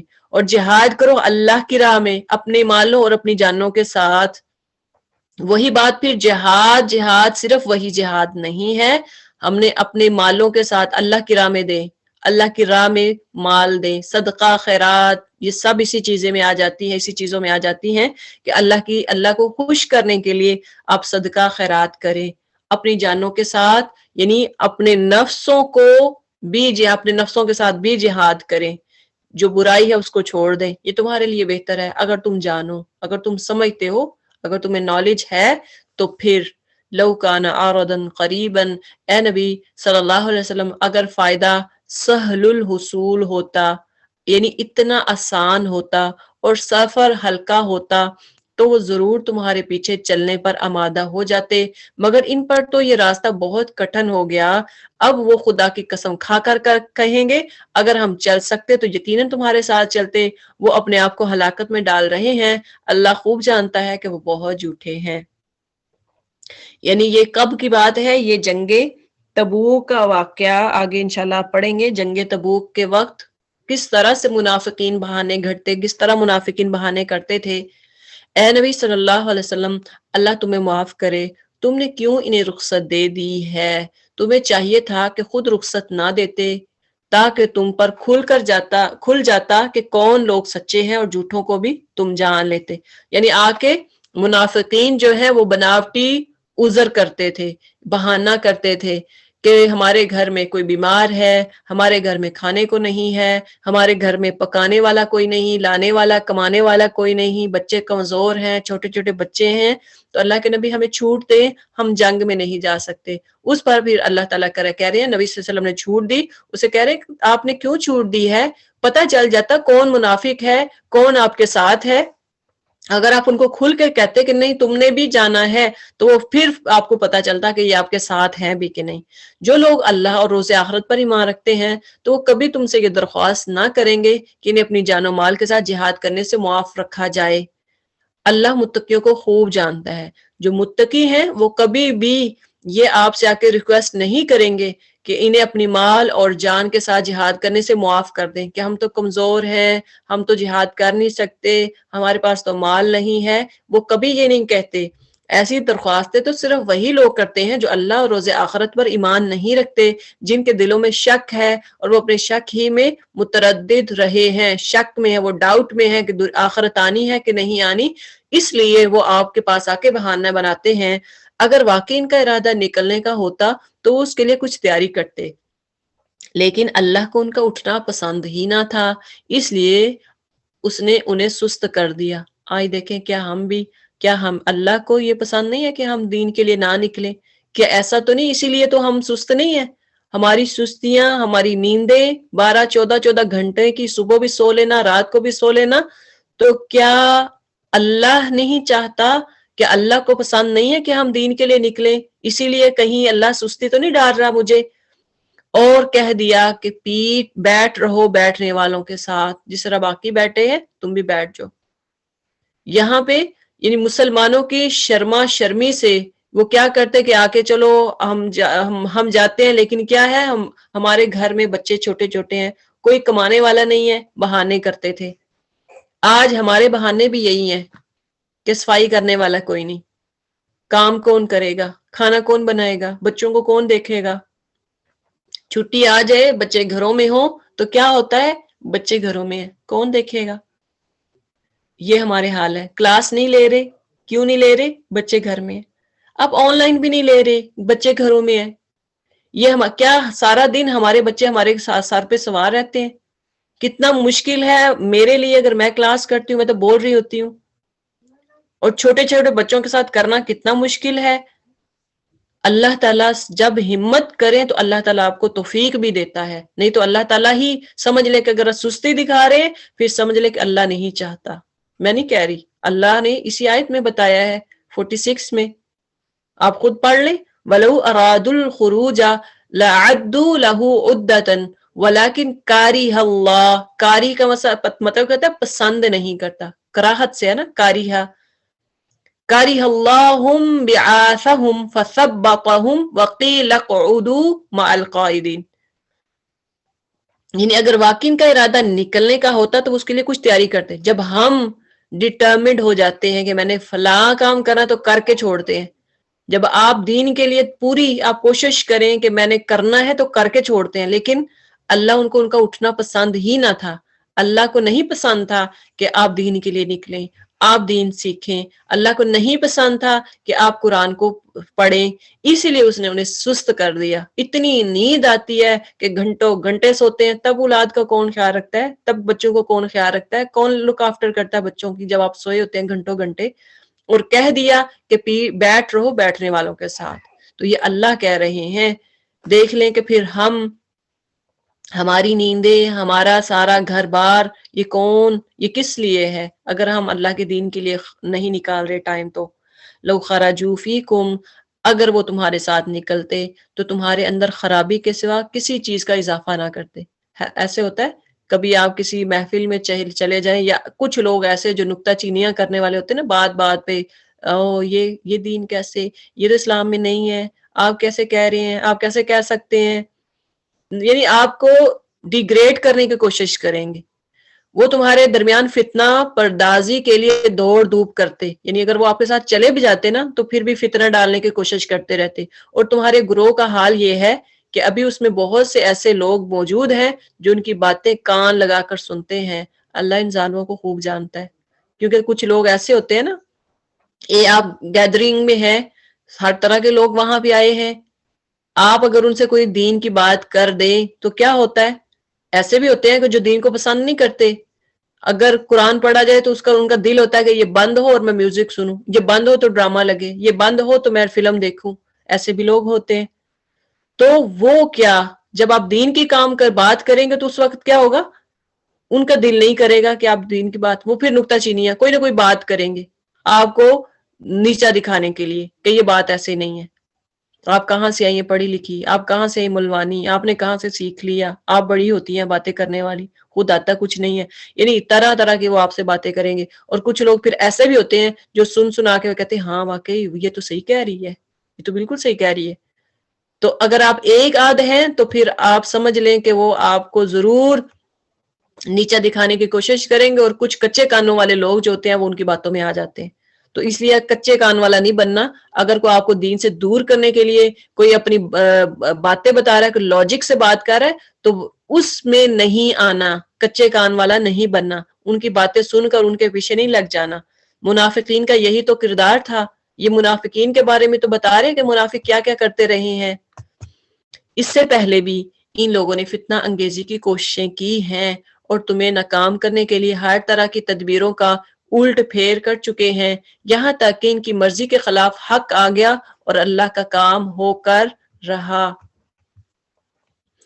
ان میں سے کوئی ہے جو کہتا ہے کہ مجھے رخصت دے دیجئے اور مجھے فتنے میں نہ ڈالیے، سن رکھو فتنے ہی میں تو یہ لوگ پڑے ہوئے ہیں، اور جہنم نے ان کافروں کو گھیر رکھا ہے۔ یہ منافق کیا کرتے؟ بہانے کر کے آ کے اجازت لیتے کہ اللہ کے نبی مجھے رخصت دے دیں، میں نہیں جا سکتا۔ کوئی آ کے کیا کہتا کہ اللہ کے نبی میرے گھر میں ہمارے گھر کی دیواریں چھوٹی ہیں، ہمارے گھر کی دیواریں گر گئی ہیں۔ کوئی کہتے کہ عورت ہمارے گھروں میں چھوٹے چھوٹے بچے ہیں، کمانے والا نہیں۔ طرح طرح کی آ کے تو وہ بہانے کرتے جنگ میں نہ جانے کے لیے۔ اور جنگ کو کیا کہتے؟ فتنہ، یعنی مجھے فتنے میں نہ ڈالیے۔ تمہارا بھلا ہوتا ہے تو انہیں رنج ہوتا ہے، یعنی آپ صلی اللہ علیہ وسلم کو کوئی اگر خوشی ملتی ہے، اگر فتح ہوتی ہے، اگر کوئی مسلمان ہو جاتا ہے، اگر کوئی دین کی طرف آتا ہے، تو منافقین کو رنج ہوتا ہے، غم ہوتا ہے، ہائے اس کے ساتھ اتنی عورتیں ہو گئی ہیں، اتنی دین سیکھنے والی ہوتی ہیں۔ یہ ہمارا حال ہے آج کی صورت میں۔ اگر کہہ لیں اس کے ساتھ اتنے لوگ ہیں، فلاں عالمہ فلاں، اتنے لوگ، رنج ہوتا ہے۔ اور تم پر کوئی مصیبت آتی ہے تو یہ منہ پھیر کر خوش خوش پلٹتے ہیں۔ کیا ہمارا حال بھی ایسا نہیں کہ کسی اپنے پہ مصیبت آ جائے جسے آپ جالس ہوتے ہو تو کیا ہوتا ہے؟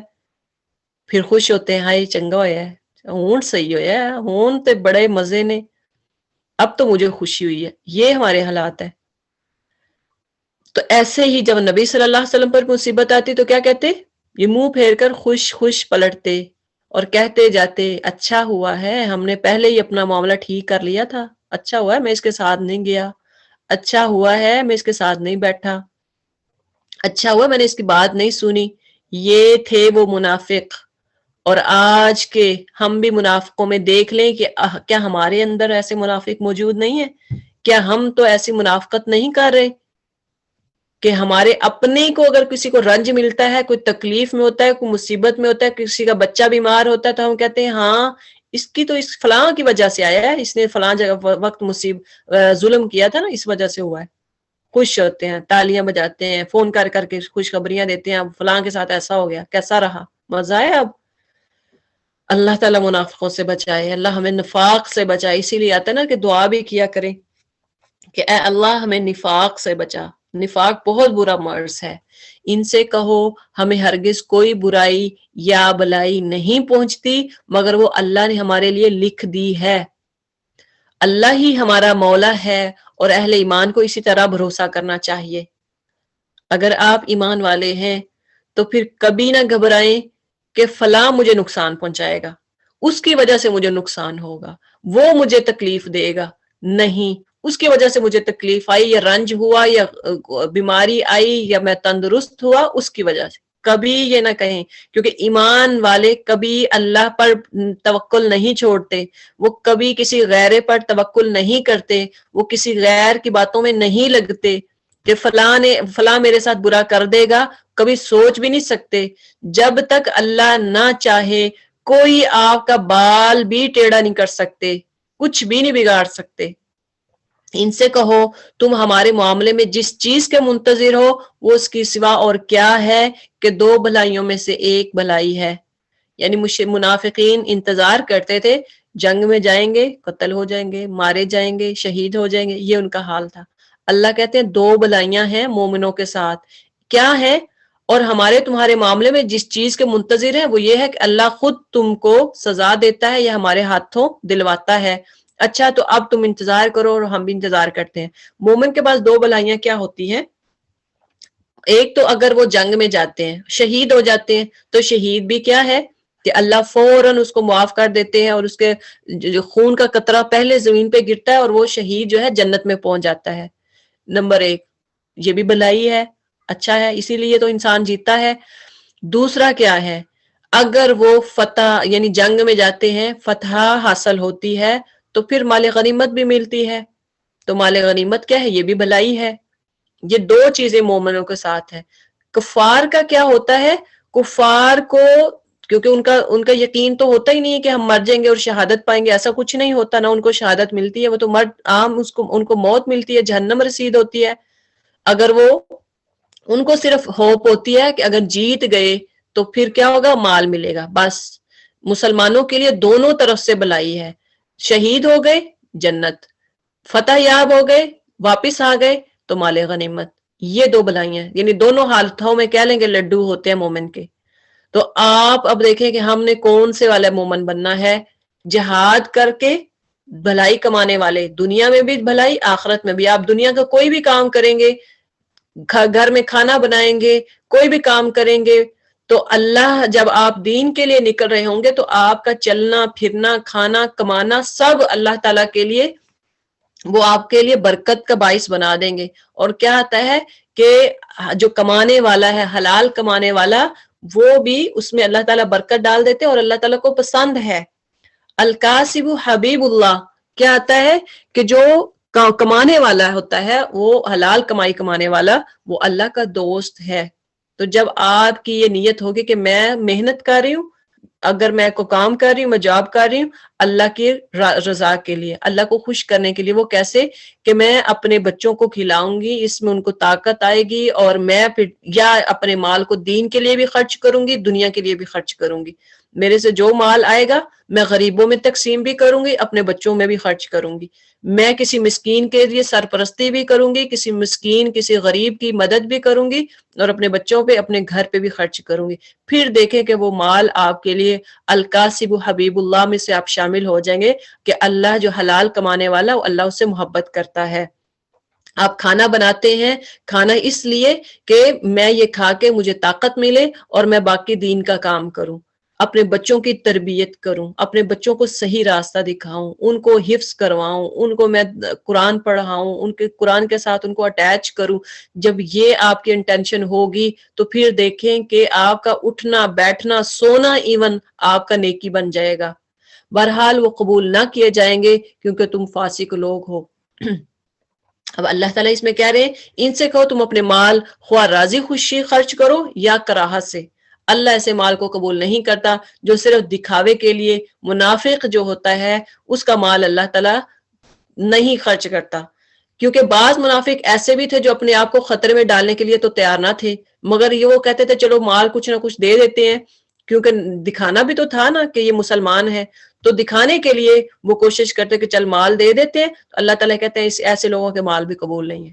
جو صرف دین کے لیے تو نکلتے نہیں ہیں تو مال خرچ کریں، وہ بھی دکھاوے کے لیے، تو ایسے لوگوں کا مال اللہ کو بھی پسند نہیں ہے. ان کے دیے مال قبول نہ ہونے کی وجہ اس کے سوا نہیں کہ انہوں نے اللہ اور اس کے رسول سے کفر کیا. نماز کے لیے آتے ہیں تو کسمساتے ہوئے آتے ہیں. دیکھ لیں یہ کفار کی بات نہیں ہو رہی کہ اللہ ان کے مال قبول نہیں کرتے. یہ مسلمان تھے، کلمہ گو تھے، آپ صلی اللہ علیہ وسلم کے ساتھ رہتے تھے، ان کے ساتھ کھانا کھاتے، ان کے ساتھ بیٹھتے اٹھتے، لیکن کیا ہے ان کے مال اللہ قبول نہیں کر رہا. آج ہم بھی مال دیتے ہیں، کیا ہم ایسے لوگوں کی لسٹ میں تو نہیں ہے، منافقین کی لسٹ میں تو نہیں ہے؟ کیا ہم صرف دکھاوے کے لیے مال تو خرچ نہیں کر رہے؟ اپنے اگر مال خرچ کر رہے ہیں کیا ہمارے مال سے کسی کو تکلیف تو نہیں ہو رہی؟ تو نماز کے لیے آتے ہیں تو کسمساتے سستی کے ساتھ، ہے نماز پڑھنی پڑ گئی صرف اس لیے کہ نبی صلی اللہ علیہ وسلم دیکھ رہے ہیں کہ نماز پڑھ کے جا رہے ہیں تو مسلمان ہیں، بس ایک نام ہے، ٹائٹل ہے، اور خدا راہ خدا میں خرچ کرتے ہیں تو بادل ناخواستہ خرچ کرتے ہیں، یعنی کراہت کے ساتھ. دل نہیں کرتا، بڑی مشکل سے کیا کریں گے، چوانیاں نکال کے وہ مسجد میں ڈال دیں گے. خرچ کرنے کو دل نہیں کرتا، باقی لوگ دے رہے ہیں، باقی عورتیں دے رہی ہیں، ہائے مجھے کہیں لوگ نہ کہیں کہ اس نے نہیں دیا، مجھے کہیں باجی یہ نہ کہے کہ اس نے تو پیسے دیے ہی نہیں ہے، چندے کا اعلان ہوا ہے، اوکے سب نے دے دیا، دو چار رہ گئی، کہیں یہ نہ ہو کہ مجھے نہ کہیں کہ اس نے مال نہیں، چلو میں بھی 2-4 پاؤنڈ دے دیتی ہوں، چلو میں بھی کچھ پینیز ڈال دیتی ہوں. یہ حالات اگر ہیں تو سمجھ لیں اللہ ایسے مال کو قبول نہیں کرتا. جب انسان ریاکاری کی کوشش کرتا ہے، ریاکاری سے مال خرچ کرتا ہے، اللہ سے مال کو نہیں پسند کرتا. ان کے مال و دولت اور ان کی کثرت اولاد کو دیکھ کر دھوکہ نہ کھاؤ. اللہ تو یہ چاہتا ہے کسی کا سٹیٹس دیکھ کر، کسی کی مال ہے، دولت ہے، کسی کے بچے ہیں، ہنسی خوشی، وہ اچھا بزنس ہے، اچھا گھر ہے، دھوکہ نہ کھاؤ. اللہ تو یہ چاہتا ہے کہ انہی چیزوں کے ذریعے سے، مال کے، دولت کے، بچوں کے ذریعے سے ان کو دنیا کی زندگی میں بھی مبتلا عذاب کر دے، اور یہ جان بھی دے تو انکار حق کی حالت میں دیں. یہ جب فوت ہو تو کس حق میں؟ انکار حق کی حالت میں. اور وہ خدا کی قسم کھا کر کہتے ہیں کہ ہم تمہیں میں سے ہیں، حالانکہ وہ ہرگز تم میں سے نہیں ہیں، اصل میں وہ ایسے لوگ ہیں جو تم سے خوف زدہ ہیں. اگر وہ کوئی جائے پناہ پا لیں یا کوئی کھو یا گھس بیٹھنے کی جگہ تو بھاگ کر اس میں جا چھپیں۔ اے نبی صلی اللہ علیہ وسلم، ان سے بعض لوگ صدقات کی تقسیم میں تم پر اعتراض کرتے ہیں، اگر اس مال میں سے انہیں کچھ دے دیا جائے تو خوش ہو جائیں گے اور نہ دیا جائے تو بگڑنے لگتے ہیں۔ ہمارے کیا ایسے رشتہ دار نہیں ہوتے کہ جب آپ ان کے ہاتھوں سے خرچ نہیں کرواتے، کسی اور ذریعے سے خرچ کرتے ہیں تو وہ غصہ کرتے ہیں، اوئے مجھے نہیں پکڑائے پیسے، فلاں کو دے دیے۔ اچھا کیا اچھا ہوتا کہ اللہ اور رسول نے صلی اللہ علیہ وسلم نے جو کچھ بھی انہیں دیا تھا اس پر وہ راضی رہتے اور کہتے کہ اللہ ہمارے لیے کافی ہے اور اپنے فضل سے ہمیں اور بہت کچھ دے گا اور اس کا رسول بھی ہم پر قناعت فرمائے گا، ہم اللہ ہی کی طرف نظر جمائے ہوئے ہیں۔ یہ صدقات دراصل فقیروں، اب اللہ تعالیٰ نے بتا دیا کہ صدقات یا زکوٰۃ کن کو جائے گی۔ انما الصدقات للفقراء، فقیروں کے لیے، والمساکین اور مساکین کے لیے، والعاملین علیہا اور ان لوگوں کے لیے جو صدقات کے کاموں پر مامور ہوں، جو کام کرتے ہوں، جن کی ڈیوٹیز ہو کہ مال کو اکٹھا کرنا ہے، لوگوں میں تقسیم کرنا ہے، سارا دن اسی کام میں لگا رہتا ہے، ان کو بھی صدقات ان کو بھی لگتے ہیں۔ اور ان لوگوں کے لیے والمؤلفت قلوبہم، اور جو ابھی جو نیو مسلم ہوتے ہیں ان کے لیے بھی، یعنی ان کے لیے جن کے تالیف قلب مطلوب ہو، ابھی نیو مسلم ہیں ان کو آپ دیں۔ اور وفی الرقاب، اور گردنوں کو چھڑانے میں، کوئی قیدی ہے، مسلم قیدی ہے کسی جیل میں کافروں کے پاس، تو اس کے پاس چھڑانے کے لیے پیسے نہیں تو ان کو ان کی مدد کریں۔ والغارمین، اور قرض داروں کی مدد کرنے میں، اگر کوئی مقروض ہے، آپ کو پتا ہے کہ یہ قرض ادا نہیں کر سکتا، ان کی مدد کر دیں۔ وفی سبیل اللہ، اور اللہ کی راہ میں، راہ خدا میں یعنی جہاد وغیرہ میں، وابن السبیل، اور مسافر نوازی میں، اگر مسافر کے پاس اگر کچھ نہیں ہے تو اس کی مدد کر دیں استعمال کرنے کے لیے۔ ایک فریضہ ہے اللہ کی طرف سے، اور اللہ سب کچھ جاننے والا اور دانا بینا ہے۔ یہاں سے یہ کہا جاتا ہے کہ یہ سارے مصارف زکوٰۃ ہیں، کن کن کو زکوٰۃ لگتی ہے۔ تو اس میں مساجد نہیں ہے، مساجد کو زکوٰۃ نہیں لگتی، مساجد کو صدقہ، خیرات یا عطیات آپ دے سکتے ہیں، زکوٰۃ نہیں دے سکتے۔ اس میں جو فی سبیل اللہ کا آیا ہے، فی سبیل اللہ میں یعنی مدارس وغیرہ آ جاتے ہیں جن میں بچے پڑھتے ہوں، جہاں پہ یتیم بچوں کی پرورش ہو رہی ہو، ایسے ادارے جو جیسے ویلفیئر وغیرہ، ان کو آپ دے سکتے ہیں۔ ایک بات یاد رکھیں کہ زکوٰۃ دیتے ہوئے ایسے لوگوں کے ہاتھوں میں دیں، آپ پوری چھان بین کر کے دیا کریں کہ یہ واقعہ ہی ہمارا جو مال ہے یہ مستحقین تک پہنچاتے ہیں کہ نہیں، کیونکہ آج کل بہت زیادہ دھوکے ہو رہے ہوتے ہیں۔ ہم دیکھتے ہیں ٹی وی پہ اتنے لوگ جو ہے وہ مطلب مال اکٹھا کرتے ہیں، لیکن ہمیں پتہ نہیں ہوتا کہ یہ واقعہ ہی صحیح مستحقین تک پہنچتا ہے کہ نہیں پہنچتا۔ اس لیے جب ہم نے اپنے کوئی بھی دنیاوی کام کرنا ہوتا ہے تو ہم بڑی چھان بین کرتے ہیں، پتہ کرتے ہیں۔ اپنے بچوں کو یونیورسٹی کالج میں اسکول میں پڑھانا ہو تو ہم بڑا پتہ کرتے ہیں کہ یہ کیسا اسکول ہے، پروسپیکٹس پڑھتے ہیں۔ لیکن جب ہم نے زکوٰۃ دینی ہوتی ہے تو کوئی بھی اعلان کر دیتا تو ہم کہتے ہیں چلو ساری زکوٰۃ اس کو دے دے۔ ایسا نہ کیا کریں، چھان بین کیا کریں، انہی کو زکوٰۃ دیں جن پر آپ کو پتا ہو کہ یہ واقعہ ہی اللہ سے ڈرنے والے ہیں، واقعہ ہی یہ زکوٰۃ جو ہے ہماری یہ مستحقین تک پہنچائیں گے۔ تو یہ مصارف زکوٰۃ کا آپ نے پڑھ لیا، اور ان میں کچھ لوگ ہیں جو اپنی باتوں سے نبی صلی اللہ علیہ وسلم کو دکھ دیتے ہیں اور کہتے ہیں کہ یہ شخص کانوں کا کچا ہے۔ آپ صلی اللہ علیہ وسلم کو کیا کہہ رہے ہیں؟ وَيَقُولُونَ هُوَ اذن، کان کو کہتے ہیں کانوں کا کچا ہے۔ کہو یعنی ہر بندے کی بات سن لیتا ہے، وہ تمہاری بھلائی کے لیے ایسا ہے، اللہ پر ایمان رکھتا ہے اور اہل ایمان پر اعتماد رکھتا ہے، اور سراسر رحمت ہے ان لوگوں کے لیے جو تم میں سے ایماندار ہیں۔ یعنی ایمان کن کے ساتھ آپ صلی اللہ علیہ وسلم کی رحمت ہے، یعنی سراسر رحمت کن کے لیے ہے؟ وَيُؤْمِنُوا لِلْمُؤْمِنِينَ وَرَحْمَةٌ لِلَّذِينَ آمَنُوا مِنْكُمْ، جو تم میں سے ایمان والے ہیں ان کے ساتھ رحمت ہے، بھلائی کا ارادہ چاہتا ہے۔ وَالَّذِينَ يُؤْذُونَ رَسُولَ اللَّهِ لَهُمْ عَذَابٌ أَلِيمٌ، اور جو لوگ اللہ کے رسول صلی اللہ علیہ وسلم کو دکھ دیتے ہیں ان کے لیے دردناک سزا ہے۔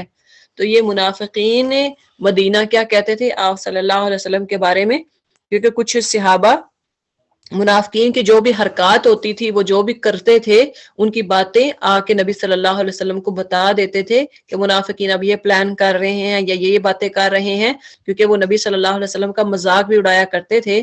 جنگ تبوک میں جب جا رہے تھے تب بھی بہت انہوں نے مذاق اڑایا کہ جو روم ایک پاور فل ہے، کیا ان کے ساتھ یہ لڑائی کریں گے، یہ عام چھوٹی سی جماعت، ان کے بارے میں یہ ہنسا کرتے تھے۔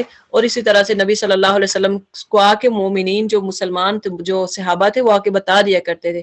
اس پر پھر وہ منافقین کیا کہا کرتے تھے نبی صلی اللہ علیہ وسلم کو کہ یہ کانوں کا کچا ہے، یعنی ہر ایک کی بات سن کے اس کو سچ سمجھتا ہے، یہ لوگ تمہارے سامنے قسمیں کھاتے ہیں تاکہ تمہیں راضی کریں، حالانکہ اگر یہ مومن ہے تو اللہ اور اس کے رسول اللہ اور رسول اس کے زیادہ حقدار ہیں کہ یہ ان کو راضی کرنے کی فکر کریں۔ کیا انہیں معلوم نہیں کہ جو اللہ اور اس کے رسول کا مقابلہ کرتا ہے اس کے لیے دوزخ کی آگ ہے جس میں وہ ہمیشہ رہے گا، یہ بہت بڑی رسوائی ہے۔ یہ منافق ڈر رہے ہیں کہ کہیں مسلمانوں پر کوئی ایسی صورت نازل نہ ہو جائے جو ان کے دلوں کے بھید کھول کر رکھ دے۔ اے نبی صلی اللہ علیہ وسلم، ان سے کہو اور مذاق اڑاؤ، اللہ اس چیز کو کھول دینے والا ہے جس کے کھل جانے سے تم ڈرتے ہو۔ یعنی ان کو لگتا تھا، یعنی ان کو یقین بھی تھا کہ نبی صلی اللہ علیہ وسلم پر جو قرآن نازل ہوا صحیح ہے، اور ان کی اکثر باتیں جو تھے منافقین کی وہ اللہ تعالیٰ قرآن میں بتا دیتے تھے کہ یہ کر رہے ہیں، ان کے یہ پلاننگ ہے، یہ کچھ ہو رہا ہے۔ تو وہ کہیں یہ ڈرتے تھے کہ کہیں مسلمانوں پر کوئی ایسی صورت نازل نہ ہو جائے جو ان کے دلوں کو بید نہ کھول دے۔ اگر ان سے پوچھو کہ تم کیا باتیں کر رہے تھے تو جٹ کہہ دیں گے کہ ہم تو ہنسی مذاق اور دل لگی کر رہے تھے۔ ان سے کہو کیا تمہاری ہنسی دل لگی اور اللہ اور اس کے رسول کی آیات اس کے رسول ہی کے ساتھ تھی؟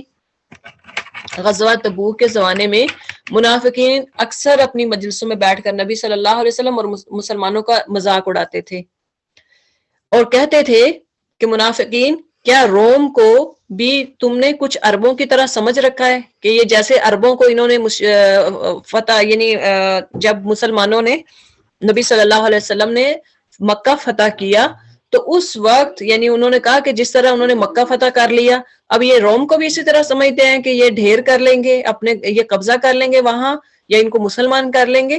کل دیکھ لینا کہ سب سورما جو لڑنے تشریف لائے ہیں رسیوں میں بندھے ہوئے ہوں گے، یعنی مسلمانوں کو کہتے تھے کہ یہ جب کل واپس آئیں گے نا تو دیکھنا یہ سارے رسیوں میں بندھے ہوئے ہوں گے۔ کوئی دوسرا بولتا، وہ کہتا مزہ ہو جو اوپر سے 100 کوڑے بھی لگانے کا حکم ہو جائے، یعنی اگر 100 کوڑے بھی ان کو لگ جائیں تو پھر اور کیا مزہ ہوگا۔ اس طرح سے یہ یعنی منافقین جو تھے نا وہ آپ صلی اللہ علیہ وسلم اور صحابہ کے بارے میں باتیں کرتے تھے کہ اب ان کو مزہ آئے گا جب یہ ان کے ساتھ لڑائی کریں گے، اور یہ سپر پاور ہے اور یہ ان کے پاس تو کچھ ہے ہی نہیں ہے، تو اب عذرات نہ تراشو، تم نے ایمان لانے کے بعد کفر کیا، اگر ہم نے تم میں سے ایک گروہ کو معاف کر بھی دیا تو دوسرے گروہ کو تو ہم ضرور سزا دیں گے کیونکہ وہ مجرم ہے۔ منافق مرد اور منافق عورتیں سب ایک دوسرے کے ہم رنگ ہیں، منافق مرد اور عورت میں کوئی فرق نہیں ہے۔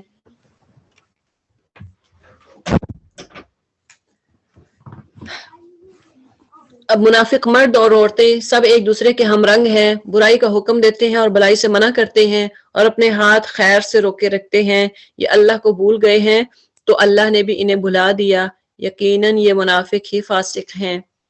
تو اب پتہ چلا کہ منافق صرف مرد ہی نہیں ہے، یہ منافق عورتیں بھی ہوتی ہیں۔ تو ان منافق مردوں اور عورتوں اور کافروں کے لیے اللہ نے آتش دوزخ کا وعدہ کیا ہے جس میں وہ ہمیشہ رہیں گے، وہی ان کے لیے موضوع ہے، ان پر اللہ کی پھٹکار ہے اور اللہ ان کے لیے قائم رہنے والا عذاب ہے۔ تو اللہ تعالیٰ ہمیں نفاق سے بچائے، اللہ تعالیٰ ہمیں جیسے ہم نیک اعمال کریں ویسے ہی دنیا کے سامنے بھی ویسے ہی ہوں۔ اگر ہم گھر میں نمازی ہیں تو پھر باہر جائیں تو تب بھی نمازی ہوں، یہ نہیں ہے کہ باہر جا کے نمازی بنیں اور گھر میں کبھی نماز نہ پڑھیں۔ اگر ہم گھر میں پرہیزگار ہیں تو باہر بھی پرہیزگار ہی نظر آئیں۔ مومن کا جو کردار ہوتا ہے، کریکٹر ہوتا ہے، وہ تو لوگ دیکھ کے پہچان لیتے ہیں، ان کو دکھانے کی دکھلاوا کرنے کی ضرورت ہی نہیں ہوتی۔ تم لوگوں کے رنگ ڈھنگ وہی ہیں جو تمہارے پیش رووں کے تھے، وہ تم سے زیادہ زور آور اور تم سے بڑھ کر مال اور اولاد والے تھے، پھر انہوں نے دنیا میں اپنے حصے کے مزے لوٹ لیے اور تم نے بھی اپنے حصے کے مزے اسی طرح لوٹے جیسے انہوں نے لوٹے تھے، اور ویسے ہی بحثوں میں تم بھی پڑے، یعنی ایسے ویسے ہی وہ بھی بحثیں کرتے تھے جیسے بحثوں میں وہ پڑے تھے، سوائے ان کا انجام یہ ہوا کہ دنیا اور آخرت میں ان کا سب کیا دھرا ضائع ہو گیا اور وہی خسارے میں ہیں۔ تو جو منافق ہوتا ہے اس کے جو سب کچھ اعمال جو ہیں یا ریاکاری کرنے والے ان کے اعمال جو ہیں وہ ضائع ہو جاتے ہیں۔ الم یأتہم نبأ الذین من قبلہم، کیا ان لوگوں کو اپنے پیش روؤں کی تاریخ نہیں پہ پہنچی؟ نوح علیہ السلام کی قوم، نوح علیہ السلام کی قوم، عاد، سمود، ابراہیم کی قوم، مدین کے لوگ اور وہ بستیاں جنہیں الٹ دیا گیا، ان کے رسول ان کے پاس کھلی کھلی نشانیاں لے کر آئے، پھر یہ اللہ کا کام نہ تھا کہ ان پر ظلم کرتا مگر وہ آپ ہی اپنے اوپر ظلم کر رہے تھے۔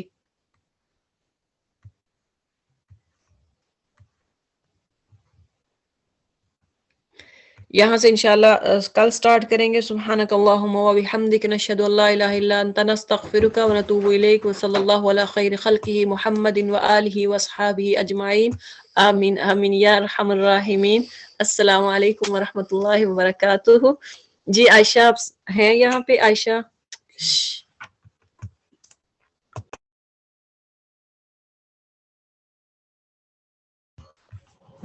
السلام علیکم عائشہ۔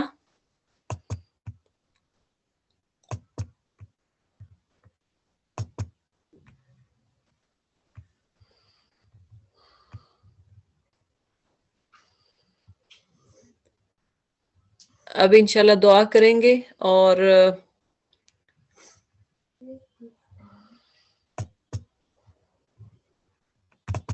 عائشہ آپ کو آواز آ رہی ہے؟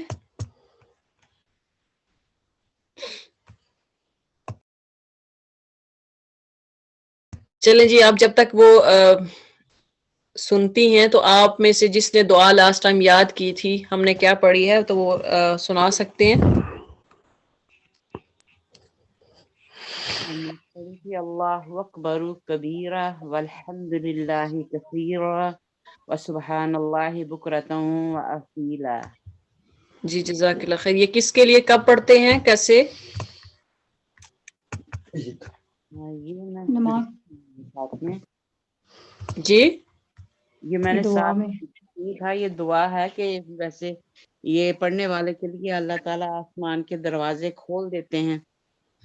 جی ماشاءاللہ، اسی لیے میں پوچھ رہی ہوں تاکہ آپ کو یاد بھی رہے، آپ کسی کو بتائیں بھی، تو کیونکہ ہمارا یہ ہوتا ہے کہ اس کے کوئی بھی عمل جو جب ہم کریں تو ہمیں ہوتا ہے کہ اس کے ریوارڈ کتنے ملیں گے، اس کی ویچوز کیا ہیں، تو اگر بہتر ہوتا ہے کہ اگر آپ کسی کو بتائیں تو وہ زیادہ پھر اس کو عمل کرتا ہے، اس پہ کرنے کی پڑھنے کی کوشش کرتا ہے۔ جی جی کوئی اور بتائیں؟ میں سناؤ سسٹر؟ جی جی اللہ کبیرہ والحمد للہ کثیرہ وبکرۃ واصیلا۔ جی جزاک جی جی جزاک اللہ خیر۔ جی نیکسٹ